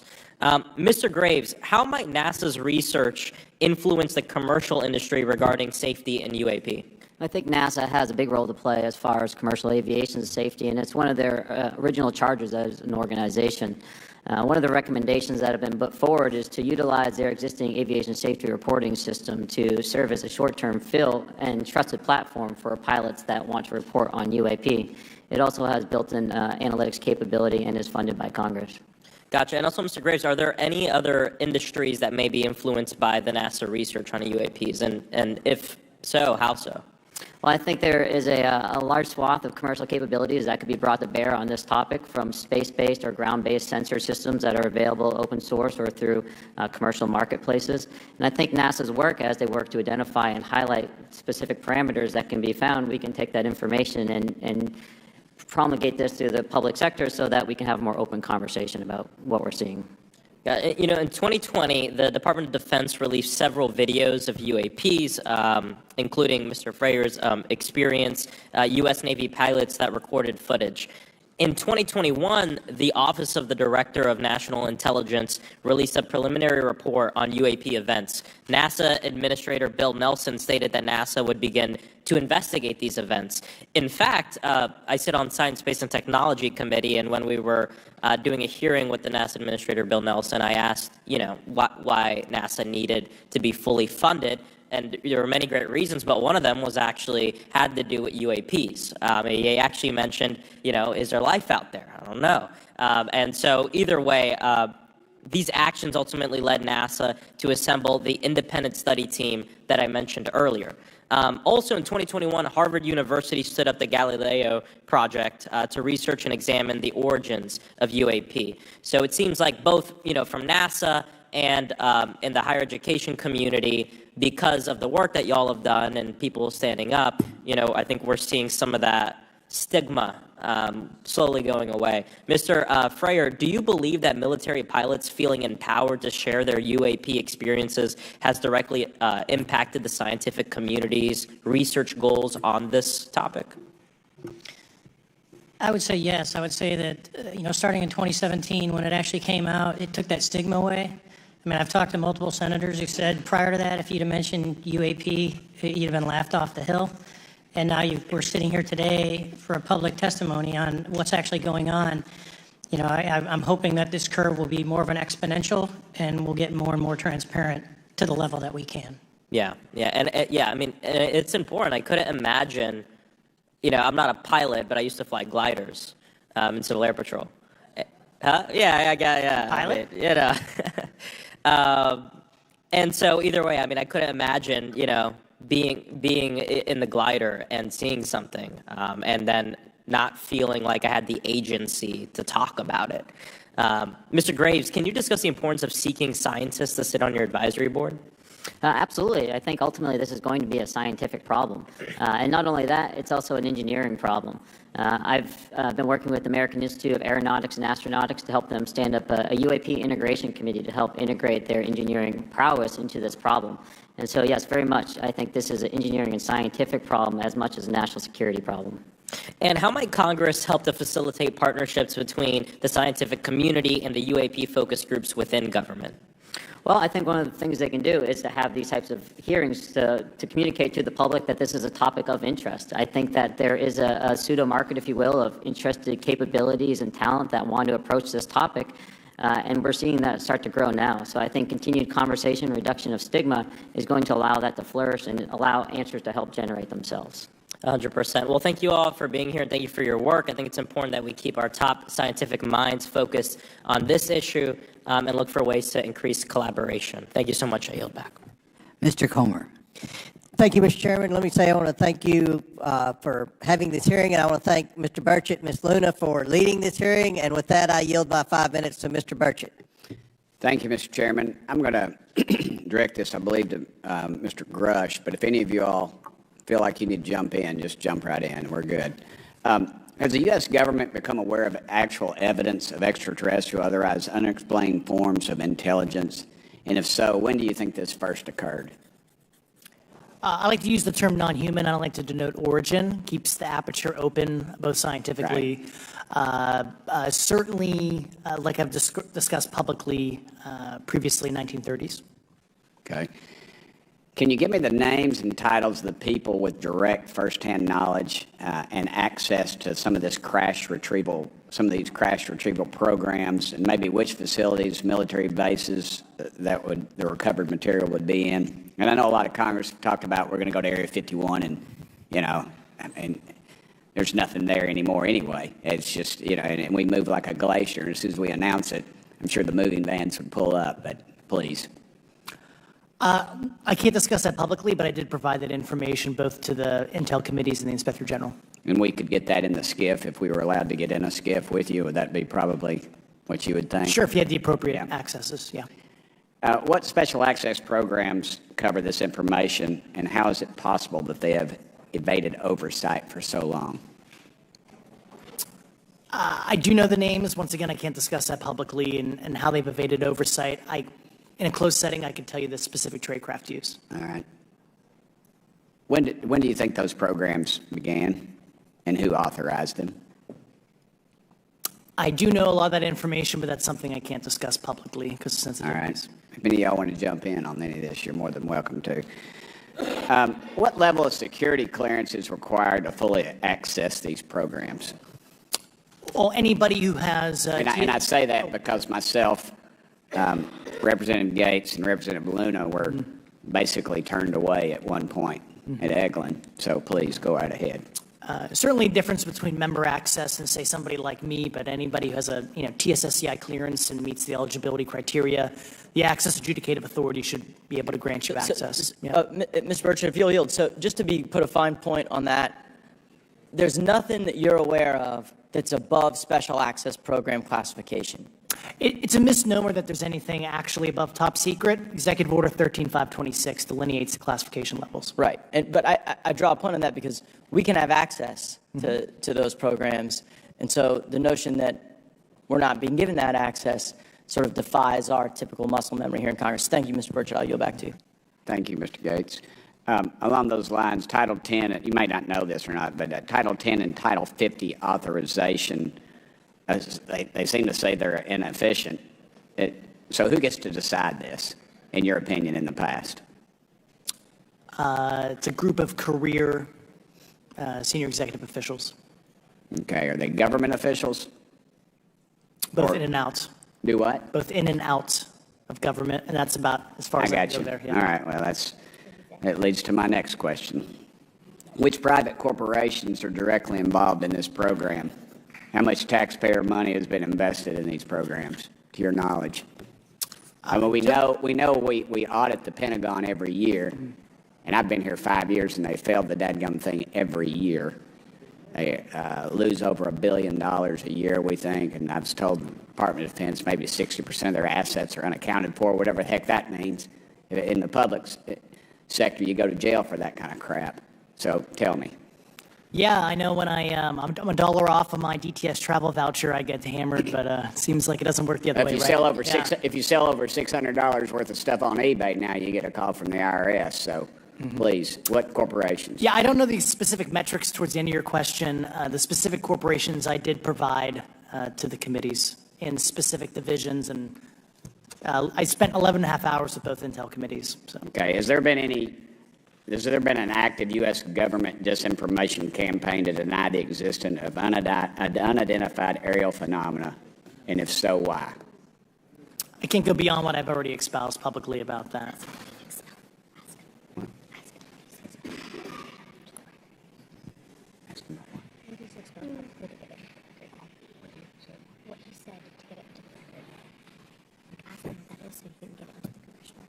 Okay, I've been told to ask you what that is and how to get it in the record. What have you stated publicly in your interviews for the congressional record? If you reference my News Nation interview, and I talk about a multi-decade, campaign to disenfranchise public interest, basically. Yeah. I apologize, Mr. Chairman. I yield back negative 21 seconds. Thank you. Ms. Ocasio-Cortez.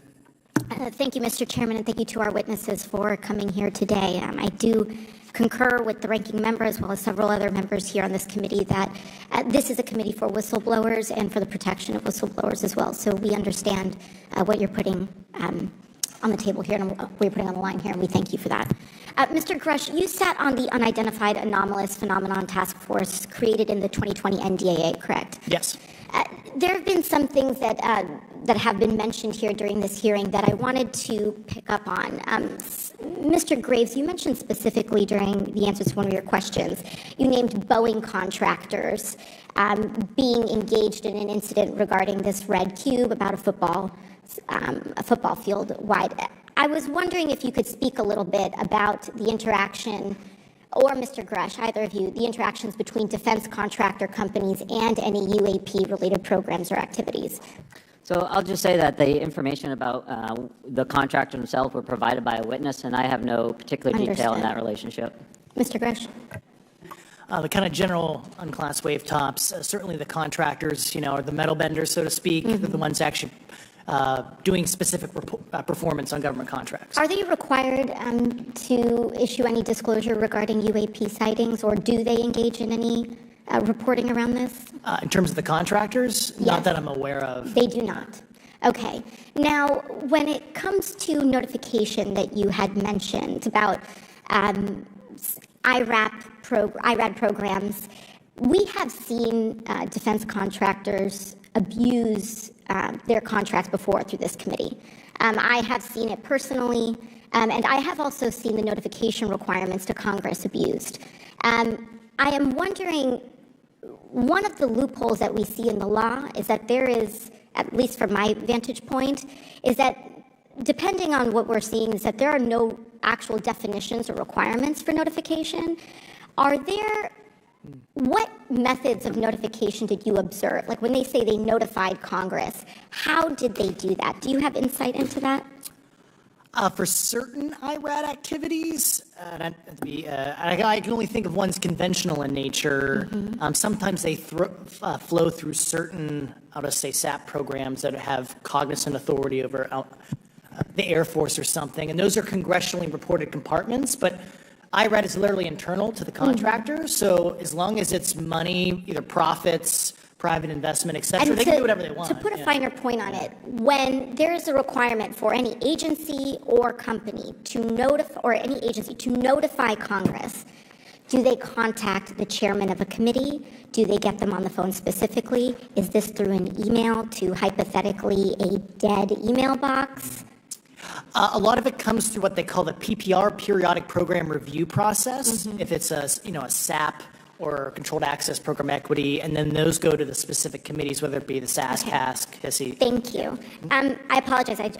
My time is limited. Mr. Graves, one of your main concerns is that the FAA currently does not have an official process to receive reports of UAP from pilots or others, correct? Correct. And in your experience, what data should the Aero program prioritize for potential collection? We have, location, date, time, but are there other specific characteristics that should be included in these reports? Certainly. I think that there's two categories that would be important. One would be kinematics and understanding the specifics of how the vehicle or objects are moving. And the second would be a more zoomed out approach of being able to look at origin and destination before the incident, as well as getting a better contextual understanding of how these objects are interacting with each other. Thank you. Now, because I only have a minute left, I apologize, we only have 5 minutes today, but for the record, if you were me, where would you look? Titles, programs, departments, regions, if you could just name anything. And I put that as an open question to the three of you. I'd be happy to give you that in a closed environment. I can tell you specifically. Thank you. Commander Fraver? And I would say, and I've told people that you have to know where to look. They're not going to divulge it to you because of the classification levels. But if you know where to look and who to talk to, which is exactly where Mr. Grush can point you, then you have them. Okay. Mr. Graves? I was an operator, so I was depending on folks like Mr. Grush to do that homework. Okay. Thank you very much. I yield back to the chair. Mr. Biggs? Thanks, Mr. Chairman. I thank the witnesses for being here today. I'm over here. Thank you so much for being here. I want to get into specifics here, and the reason I'm going to go this way is because you've talked a bit about what I would call misdirection by official U.S. government with regard to UAPs, right? And so I'm going to get to that in a second. But last week, White House NSC spokesman John Kirby stated that UAPs are having an impact on our training ranges and need to be treated as a legitimate issue. Do you concur with his statements? That's for each of you. Yes. Yes. Yes. Okay. Now, having said that, I'm going to take you to specific instances around the Phoenix Valley, because that's where I live. And in '97, we had the famous Phoenix Light case. I don't know if any of you are familiar with that. There were two things that went along with that, and the explanation was military training range off Luke and the Barry Goldwater Range. Do you know anything different other than the official explanation of those lights? Only what's in the public vernacular about it. That was outside the scope of my duties. And if we wanted to, just my question along with my colleague from New York, Ms. Ocasio-Cortez, if we wanted to find out more about that, where would we go to find the files, and who would we address? And are you going to tell me we need to go to a SCIF so you can tell us in a SCIF?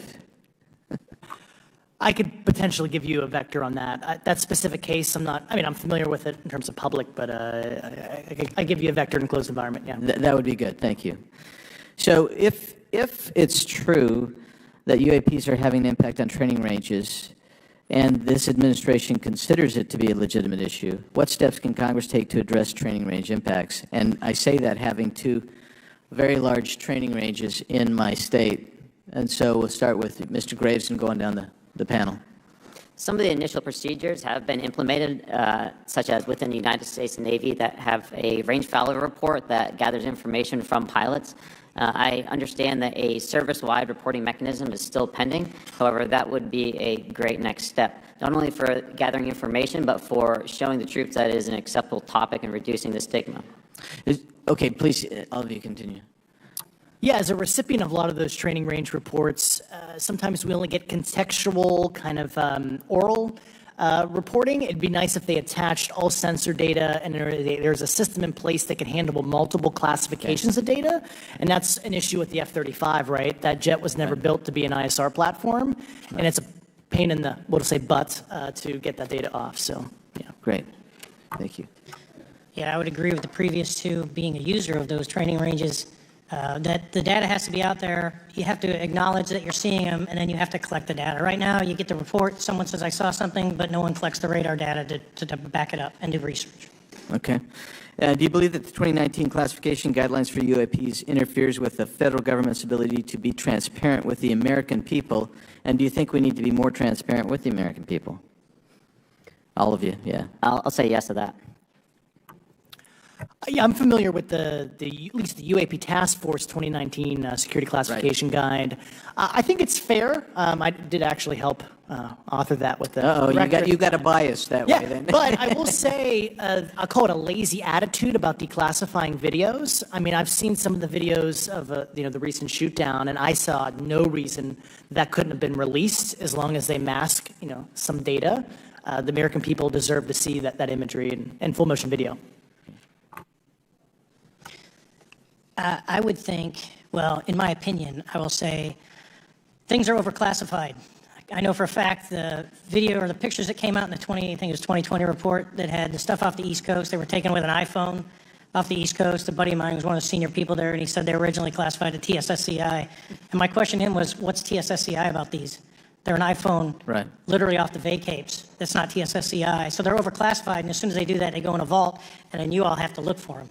Yeah, so with the overclassification, that may be one way. Are there other ways that the DOD or intelligence agencies are keeping this information from the American people or even from Congress? I think part of that has been not encouraging reporting. If the problem is not something that can be measured, it's not something that's going to be fixed. Okay, very good. Well, I'm out of time, and I thank you, Mr. Chairman, and I yield back. First of all, without objection, Representative Nick Langworthy of New York has waived on the subcommittee for purpose of questioning witnesses at today's subcommittee hearing. And then we go to Mr. Burleson. Thank you, Mr. Chairman. Appreciate you guys coming out today, testifying. Look, I've been here for 6 months, and I'm pretty skeptical. I don't trust anything in this town. And so I think that's because I'm from Missouri. You've got to show me, right?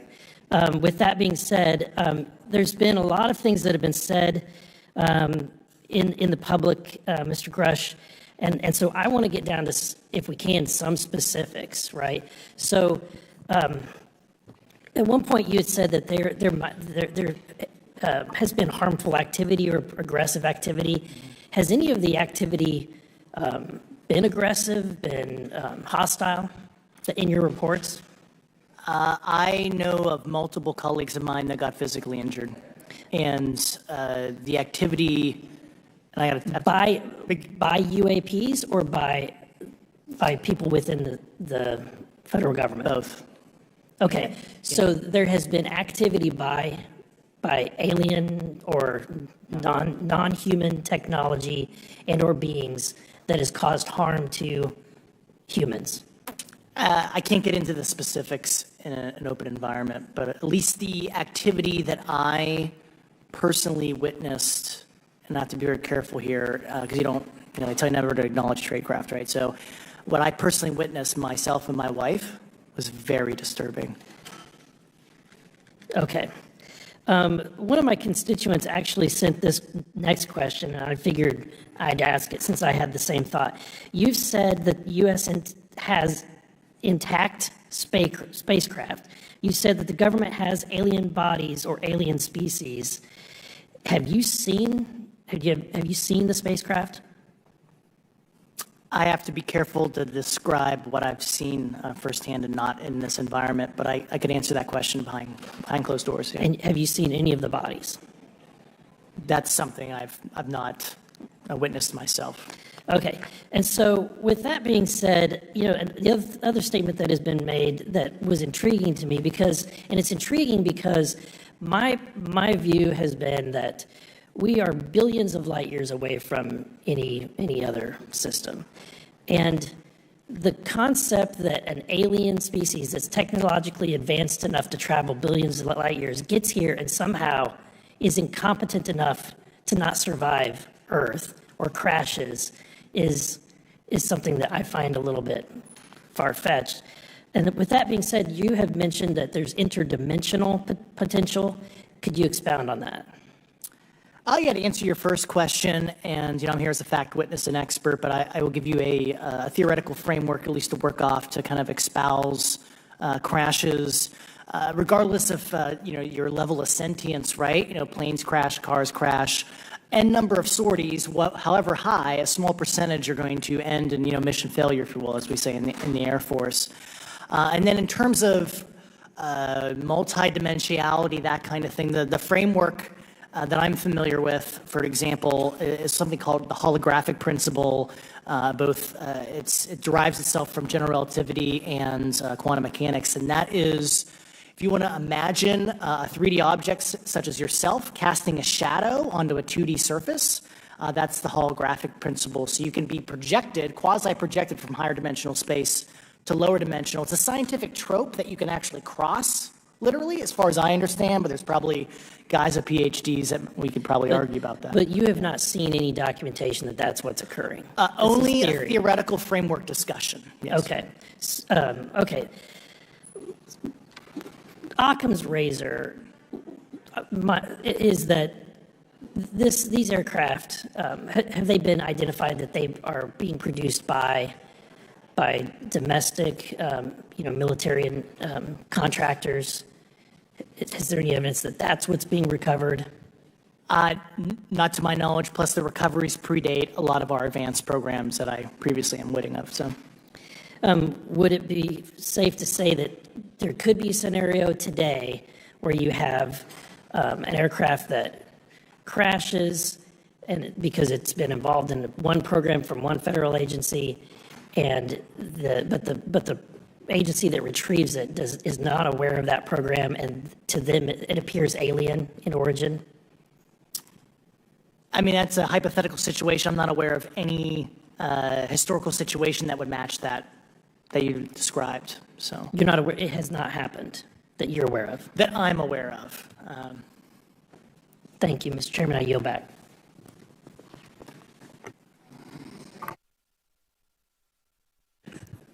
Several months ago, my office received a protected disclosure from Eglin Air Force Base indicating that there was a UAP incident that required my attention.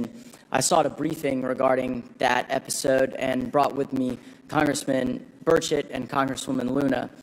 We asked to see any of the evidence that had been taken by flight crew in this endeavor and to observe any radar signature as well as to meet with the flight crew. We were not afforded access to all of the flight crew.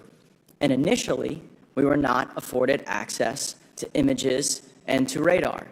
Thereafter, we had a bit of a discussion about how authorities flow in the United States of America, and we did see the image. And we did meet with one member of the flight crew who took the image. The image was of something that I am not able to attach to any human capability, either from the United States or from any of our adversaries. And I'm somewhat informed on the matter, having served on the Armed Services Committee for 7 years, having served on the committee that oversees DARPA and advanced technologies for several years. When we spoke with the flight crew, and when he showed us the photo that he'd taken, I asked why the video wasn't engaged, why we didn't have a FLIR system that worked. Here's what he said. They were out on a test mission that day over the Gulf of Mexico. And when you're on a test mission, you're supposed to have clear airspace. Not supposed to be anything that shows up. And they saw a sequence of 4 craft in a clear diamond formation for which there is a radar sequence that I alone have observed in the United States Congress. One of the pilots goes to check out that diamond formation and sees a large floating, what I can only describe as an orb. Again, like I said, not of any human capability that I'm aware of. And when he approached, he said that his radar went down, he said that his FLIR system malfunctioned, and that he had to manually take this image from one of the lenses, and it was not automated in collection, as you would typically see in a test mission. So I guess I'll start with Commander Fraver. How should we think about the fact that this craft that was approached by our pilot had the capability of disarming a number of the sensor and collection systems on that craft? Well, I think this goes to that national security side, and you can go back through history of things showing up at certain areas and disabling our capabilities, which is disheartening. And for us, I mean, like I said, it completely disabled the radar on the aircraft when it tried to do it, and the only way we could see it is passively, which is how he got that image. So I think that's a concern on what are these doing, not only how do they operate, but their capabilities inside to do things like this. And how should we think about 4 craft moving in a very clear formation, equidistant from one another, in a diamond? In all of the phenomenon, perhaps, Mr. Grave, that you've analyzed, have we ever seen multiple craft in a single formation? I have one particular case, and that was during the gimbal incident. The recording on the AT FLIR system shows a single object that rotates. You hear the pilots refer to a fleet of objects that is not visible on the FLIR system, and that was something that I witnessed during the debrief as part of the radar data on the situational awareness page. I would like to add, however, Congressman, there's a small bit of anger, I would say I would feel that those pilots are still facing that difficulty in reporting this topic, and they don't have the tools to be able to mitigate this issue. It just goes to show how serious this is and why this is such an important issue for our pilots and for our nation. It was stated explicitly to me by these test pilots that if you have a UAP experience, the best thing you can do for your career is forget it and not tell anyone. Because any type of reporting, either above the surface or below the surface, does have a perceived consequence to these people, and that is a culture we must change if we want to get to the truth. Mr. Chairman, I would observe that perhaps as we move forward from this hearing, there are some obvious next steps. Every person watching this knows that we need to meet with Mr. Grush in a secure, compartmentalized facility so that we can get fulsome answers that do not put him in jeopardy and that give us the information we need. Second, I would suggest that the radar images that were collected of this formation of craft out of Eglin Air Force Base, and specifically the actual image taken by the actual flight crew that we can actually validate, be provided to the committee, subpoenaed if necessary, so that we're able to track how to get this type of reporting and analysis done in a more fulsome way. That would be my recommendation, humbly, as a guest here of the Fine Oversight Committee. I yield back. Ms. Mays. Thank you, Mr. Chairman, and good morning to our witnesses who are testifying today. I want to thank each of you for being here to discuss a topic of grave importance to our national security. Earlier this year, a Chinese spy balloon was shot down off the coast of my home state of South Carolina. Since the Roswell incident in 1947, many Americans have wondered about the dangers of unknown objects crisscrossing our skies. Whether these are UAPs or weather phenomena, advanced technology from American allied or enemy forces, or something more out of this world. So my first question, I have several questions, and if we can just be quick on these first two, I'm going to ask each of you the same question, and then I'll get to each of you individually. The first one, when you reported your experiences with a UAP, did any of you face any repercussions with your superiors, yes or no? No. No. I've actually never seen anything personally, believe it or not. So. All right. And then do you believe there's an active disinformation campaign within our government to deny existence of UAPs, yes or no? I don't have an answer to that. As previously stated publicly, yes.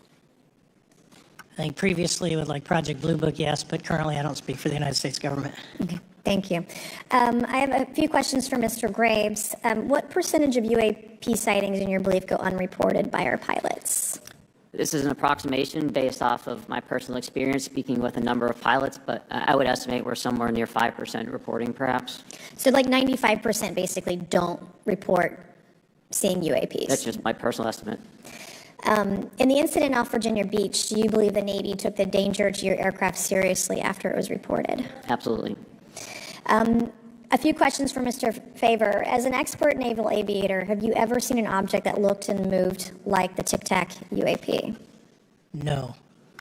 Did the Tic Tac UAP move in such a way that defied the laws of physics? The way we understand them, yes. Many dismiss UAP reports as classified weapons testing by our own government, but in your experience as a pilot, does our government typically test advanced weapon systems right next to multi-million-dollar jets without informing our pilots? No, we have test ranges for that. It took over 15 years for your encounter with the Tic Tac to be declassified. Do you feel there was a good reason to prevent lawmakers from having access to this footage? No, I just think it was ignored when it happened, and it just sat somewhere in a file. Never got reported. In a drawer. It happens a lot up here. Shocker. Mr. Grush, a couple of questions for you too, sir, this morning.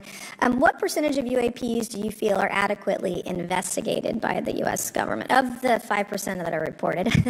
I can only speak for my personal leadership over at NGA. I tried to look at every report that came through that I could triage. So. Do you believe that officials at the highest levels of our national security apparatus have unlawfully withheld information from Congress and subverted our oversight authority? There are certain elected leaders that had more information that I'm not sure what they've shared with certain Gang of Eight members or et cetera, but certainly I would not be surprised. Okay. You've stated that the government is in possession of potentially non-human spacecraft. Based on your experience and extensive conversations with experts, do you believe our government has made contact with intelligent extraterrestrials? Something I can't discuss in a public setting. And was this documentary evidence, this video, photos, eyewitness? Like, how would that be determined? The specific documentation I would have to talk to you in a skiff about. Gotcha. Yeah. Okay. So, and you may or may not be able to answer my last question, and maybe we get into a skiff at the next hearing that we have, but who in the government, either what agency, sub-agency, what contractors, who should be called into the next hearing about UAPs, either in a public setting or even in a private setting? And you probably can't name names, but what agencies or organizations, contractors, et cetera, do we need to call in to get these questions answered, whether it's about funding, what programs are happening, and what's out there? I can give you a specific cooperative and hostile witness list of specific individuals that were in those. And how soon can we get that list? I'm happy to provide that to you after the hearing. Super. Thank you. And I yield back. Okay, now we have Mr. Langworthy's here. Okay. Thank you very much. I'd like to thank all of the witnesses for being here today to discuss this very unique topic. And I'd like to jump right into my questions, if you don't mind. Commander Fraver, can you briefly describe your background? Yeah, I was an enlisted Marine, Naval Academy graduate, Navy, flew for 18 years, got a master's from University of Houston, and I've worked in the private sector for the last, 16 years, 17 years. I do a lot of defense work. So really gold-plated credentials. Commander Fraver, we've all seen the floating Tic Tac video that you engaged with on November 14th, 2004. Can you briefly talk about why you were off the coast of San Diego that day?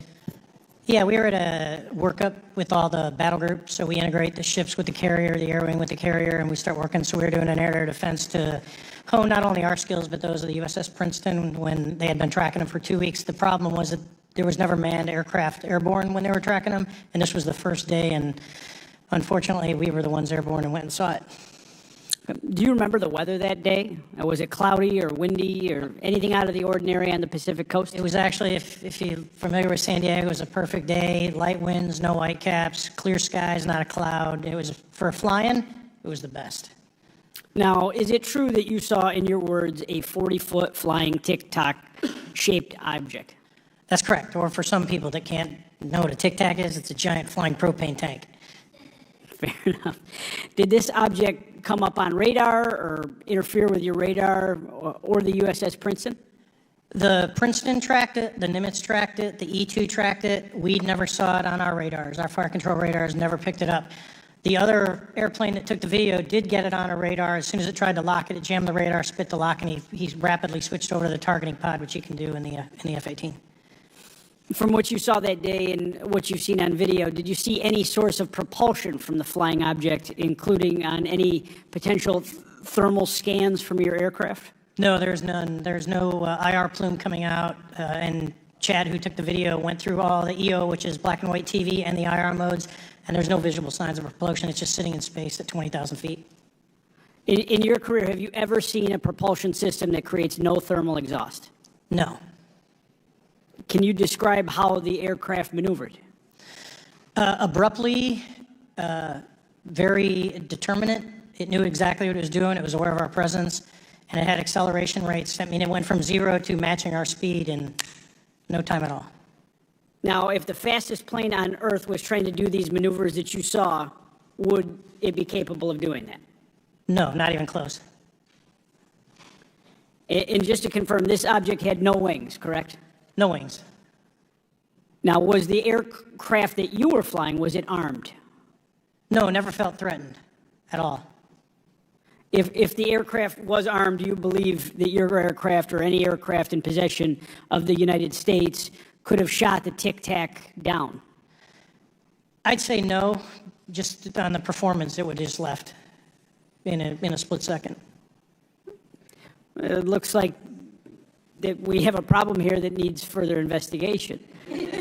Yes. In your belief, is this flying Tic Tac, I mean, is it capable of being the product of any other nation on the earth? No, like I said earlier, I think it defies current material science and the ability to develop that much propulsion. And I know there's been some physicists and calculations, which is beyond anything that we have. Well, either the United States has an adversary here in this world that we don't know, or we really have some serious investigations to do. I really appreciate you being here. Is there anything else about the November 14th, 2004 incident that you think is important for this committee to know that you haven't been asked here today? No, it's been said it's probably the most credible UFO sighting in history based on all the sensors that were tracking it, and then for us to get visual and to go against the naysayers that it's something on the screen or whatever. I mean, there's 4 sets of human eyeballs. We're all very credible. Of the 6 of us that were involved in the thing, including the video, every one of us is going to do 20 plus years in the military in very responsible positions. So I'd say the world needs to know that. It's not a joke. Thank you very much for your testimony here today for all of you, and I yield back, Mr. Chairman. Mr. August. Thank you, Mr. Chairman, and thank you all for being here and the courage it took to come forward and again, the sacrifice that each of you have made. I serve on the National Security Subcommittee for the Financial Services Committee, so I really want to stay in the national security lane, if I may. So when we think about traditional adversaries and both us towards them and them towards us, we probe their capabilities. We look for weaknesses, and we collect that data, that reconnaissance for in the event we need it in the future. For each of you, yes or no question, based off of your own experience or the data that you've been privy to, is there any indication that these UAPs could be essentially collecting reconnaissance information? Mr. Graves? Yes. Mr. Grush? Fair assessment, yeah. Mr. Fraver? Very possible. Again, in the national security vein, is it possible that these UAPs would be probing our capabilities? Yes or no, Mr. Graves? Yes. Grush? Yes. Fraver? Definitely. Is it possible that these UAPs are testing for vulnerabilities in our current systems? Yes. Yes. Possible. Do you feel, based off of your experience and the information that you've been privy to, that these UAPs provide an existential threat to the national security of the United States? Mr. Graves? Potentially. Yes, sir, potentially. Same answer, potentially. Yeah, I'd say Fraver? definitely, potentially. Mr. Graves and Fraver, in the event that your encounters have become hostile, would you have had the capability to defend yourself, your crew, your aircraft? Absolutely not. Sir? No. Is based off of the information that you've been privy to, is there any indication that these UAPs are interested in our nuclear technology and capabilities? Yes. By external observation, sure, that could be a fair assessment, yeah. Yes. Is there any indication that the Department of Energy is involved in UAP data collection and housing? I don't have an answer. I can't confirm or deny that in a public setting. And could you do it in a secure setting? Yes. Mr. Fraver? No, I don't know. Mr. Chairman, I think I'm the last member to go, but there clearly is a threat to the national security of the United States of America. As members of Congress, we have a responsibility to maintain oversight and be aware of these activities so that, if appropriate, we take action. I would encourage the chairman to demand that we have any and all, but in particular Mr. Grush, talk to us in a skiff. And if that access is denied, I will personally volunteer to initiate the Holman Rule against any personnel or any program or any agency that denies access to Congress. Mr. Chairman, with that, I will yield the remainder of my time to my fellow colleague from Tennessee, Mr. Burchett. Thank you, Mr. Chairman. Thank you, Mr. Ogles, for the great questions, brother. Mr. Grush, I might have asked this before, but I want to make sure. Do you have any personal knowledge of someone who's possibly been injured working on legacy UAP reverse engineering? Yes. Okay. How were they injured? Is it something like a radioactive type situation or something we didn't understand? I've heard people talk about Havana syndrome type incidences. What was your recollection of that? I can't get into specifics, but you can imagine assessing an unknown unknown. There's a lot of potentialities you can't fully prepare for. How do you think we ought to handle UAP whistleblower complaints like yours in the future? Yeah, there was some issue with mine. So, PPD-19 process, it goes to the intel committees, either through PPD-19 or ICD-120. There's not a good way for the Intelligence Community Inspector General to provide that to other committees. And I asked my information to be sent to the House and Senate Armed Services Committee because there are Title X equities at play, but there was no smooth process to do so. Yeah. It's a trash can. Are you aware of any individuals that are participating in reverse engineering programs for non-terrestrial craft? Personally, yes. Do you know any that would be willing to testify if there were protections for them? Certainly closed door and assurances that breaking their NDA, they're not going to get administratively punished for so. Yeah. I yield, Mr. Chairman. Thank you. I'm going to do something a little bit out of the ordinary here. We're going to give 3 people a chance at an additional 3 minutes. So, Mr. Burchett, do you want to keep going?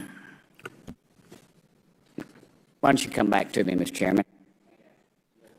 Ms. Luna, is she on that list?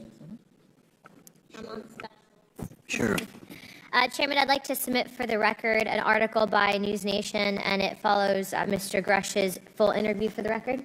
Without objection. Thank you. Mr. Grush, why is it that you refer to the phenomenon as non-human intelligence? Why deviate from the basis of extraterrestrial life? I think the phenomenon is very complex, and I like to leave an open mind analytically to specific origin. When you say specific origin, are you referring, can you elaborate on that for those that might not? If it's a traditional extraterrestrial origin or something else that we don't quite understand from either a biological or astrophysics perspective, I just like to keep an open mind on what it could be, Okay, and referring to your News Nation interview, you had referenced specific treaties between governments. Article 3 of the Nuclear Arms Treaty with Russia identifies UAPs. It specifically mentions them. To your knowledge, are there safety measures in place with foreign governments or other superpowers to avoid an escalatory situation in the event that a UAP malevolent event occurs?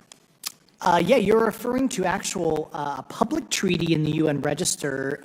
It's funny you mentioned that. The Agreement on Measures to Reduce the Risk of Outbreak of Nuclear War signed in 1971. Unclassified treaty publicly available. And if you cite the George Washington University National Security Archives, you will find the declassified in 2013 specific provisions in the specific red line flash message traffic with the specific codes pursuant to Article 3 and Article, also Situation 2, which is in the previously classified NSA archive. What I would recommend, and I tried to get access, but I got a wall of silence at the White House, was the specific incidents when those message traffic was used. I think some scholarship on that would open the door to a further investigation using those publicly available information. Thank you. And then my last question with 51 seconds remaining. You mentioned white-collar crimes potentially being taking place in regards to a cover-up. Can you please elaborate? I have concerns based on the interviews I conducted under my official duties of potential violations of the Federal Acquisition Regulations, the FAR. Thank you very much, Chairman. I yield the remainder of my time. Okay, we'll go to Mr. Raskin for 3 minutes. Thanks, Mr. Chair. And I thank the witnesses for their endurance and service today.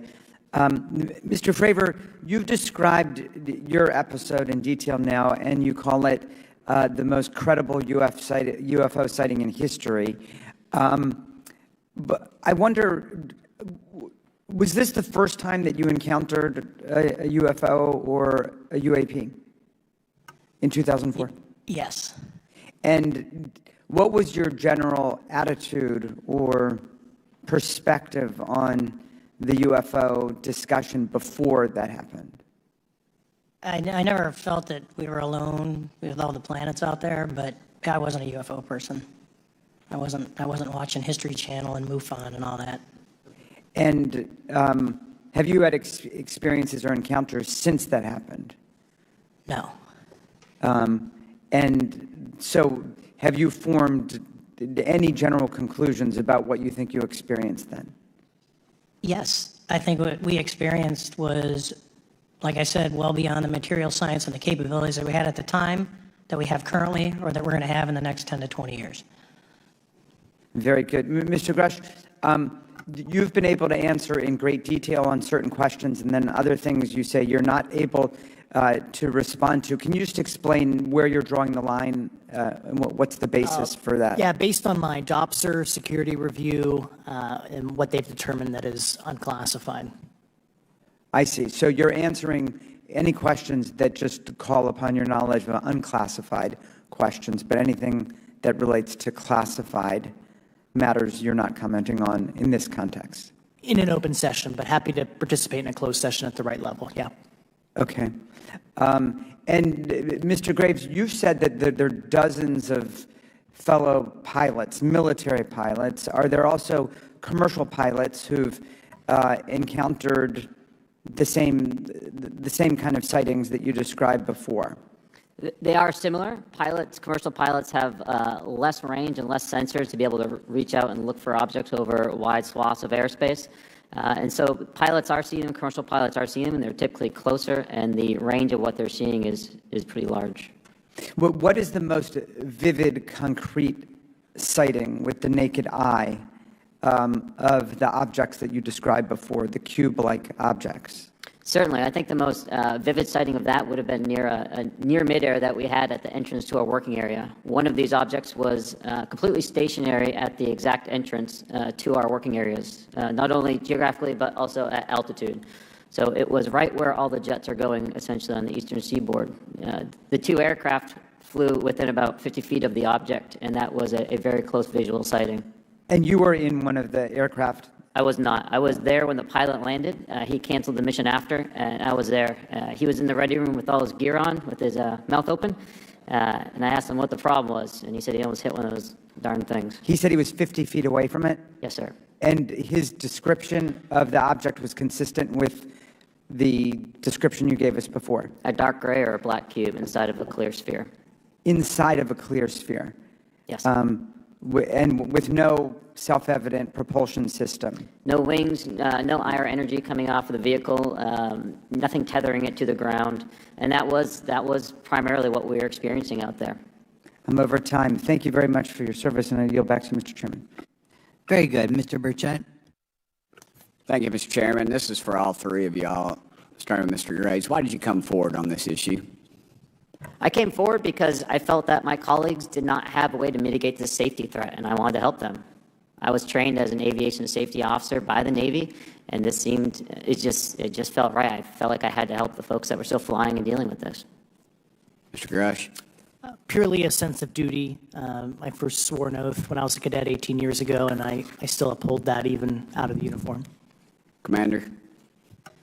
I was pestered by a friend, and I asked why, and he said, "You're the one person that they can't discredit, and you'll add credibility to the New York Times article." And so after about 6 times, I said, "Okay." Honest. Yeah. This town isn't made, unfortunately, by people like y'all. We thank y'all. And I do want to also thank the people in the audience and the people that are watching this that can't be, people all over the world that have kept this issue alive. You've endured criticism and derogatory remarks, and we're trying to get to the bottom of it. And so God bless y'all. Thank y'all so much. We really appreciate you guys and gals.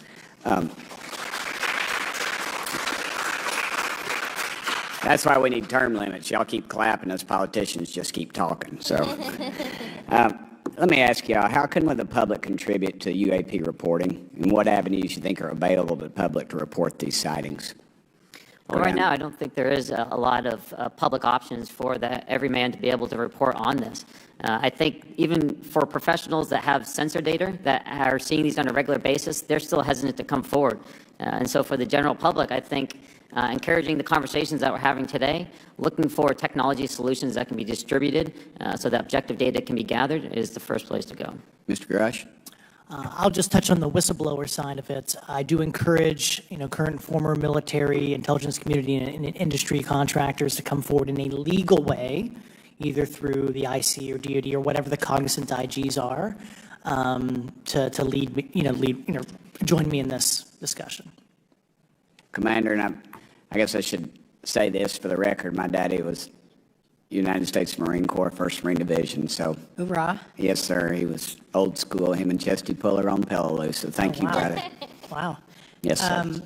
I'm not anything like my daddy. He was incredible. I'm very mediocre, to say the least, but go ahead. You seem to be doing fine. Yeah. For me, I was an accident investigator, so the biggest thing that you learn, and I think that witnesses need to do is, one, don't try and make the fish bigger than it was. Stick to the facts, write it down, and don't speculate what you think it is because it will sway your decision. Just write the facts down. We can get all the facts together, and we can start to investigate and get a real honest story instead of it was this big. Thank you all, and I want to thank everybody. We made history today. Mr. Chairman, I yield.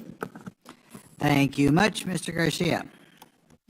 Thank you. I know now we're going to be making some closing remarks, and so I just wanted to say a few things. First, to our witnesses, I want to thank all of you for being here with us today.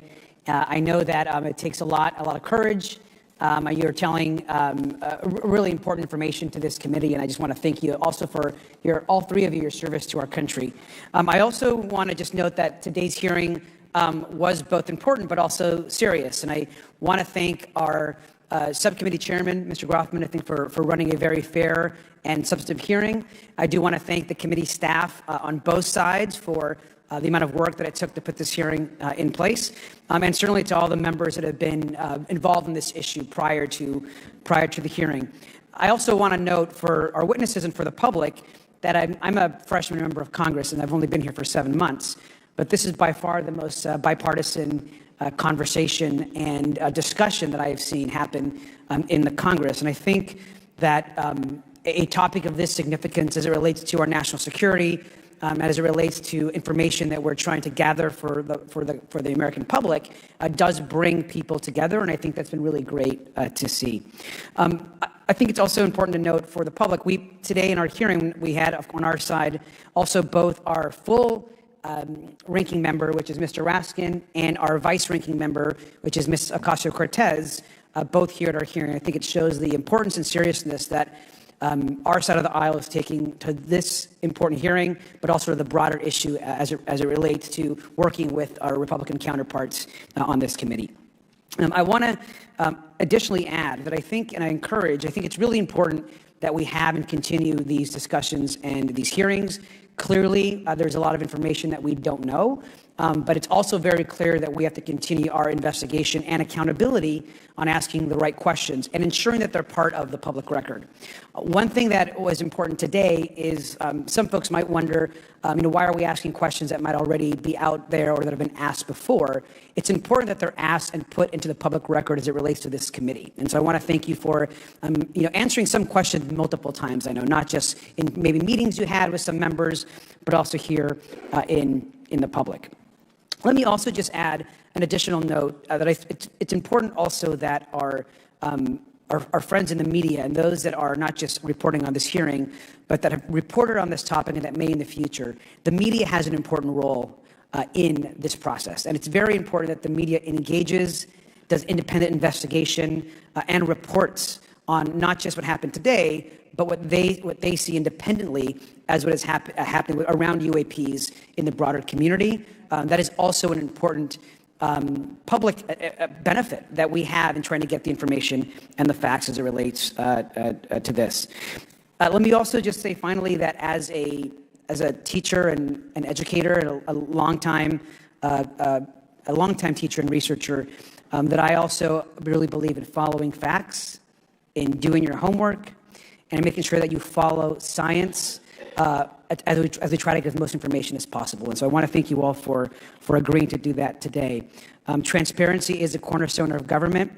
We live in a vast galaxy, a lot of unanswered questions, and thank you all for being here today. Mr. Chairman.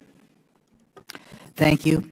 I'd like to one more time thank Mr. Burchett and Ms. Luna for bringing this to our attention. It's a topic that has interested me since I was in school. It was a very illuminating hearing.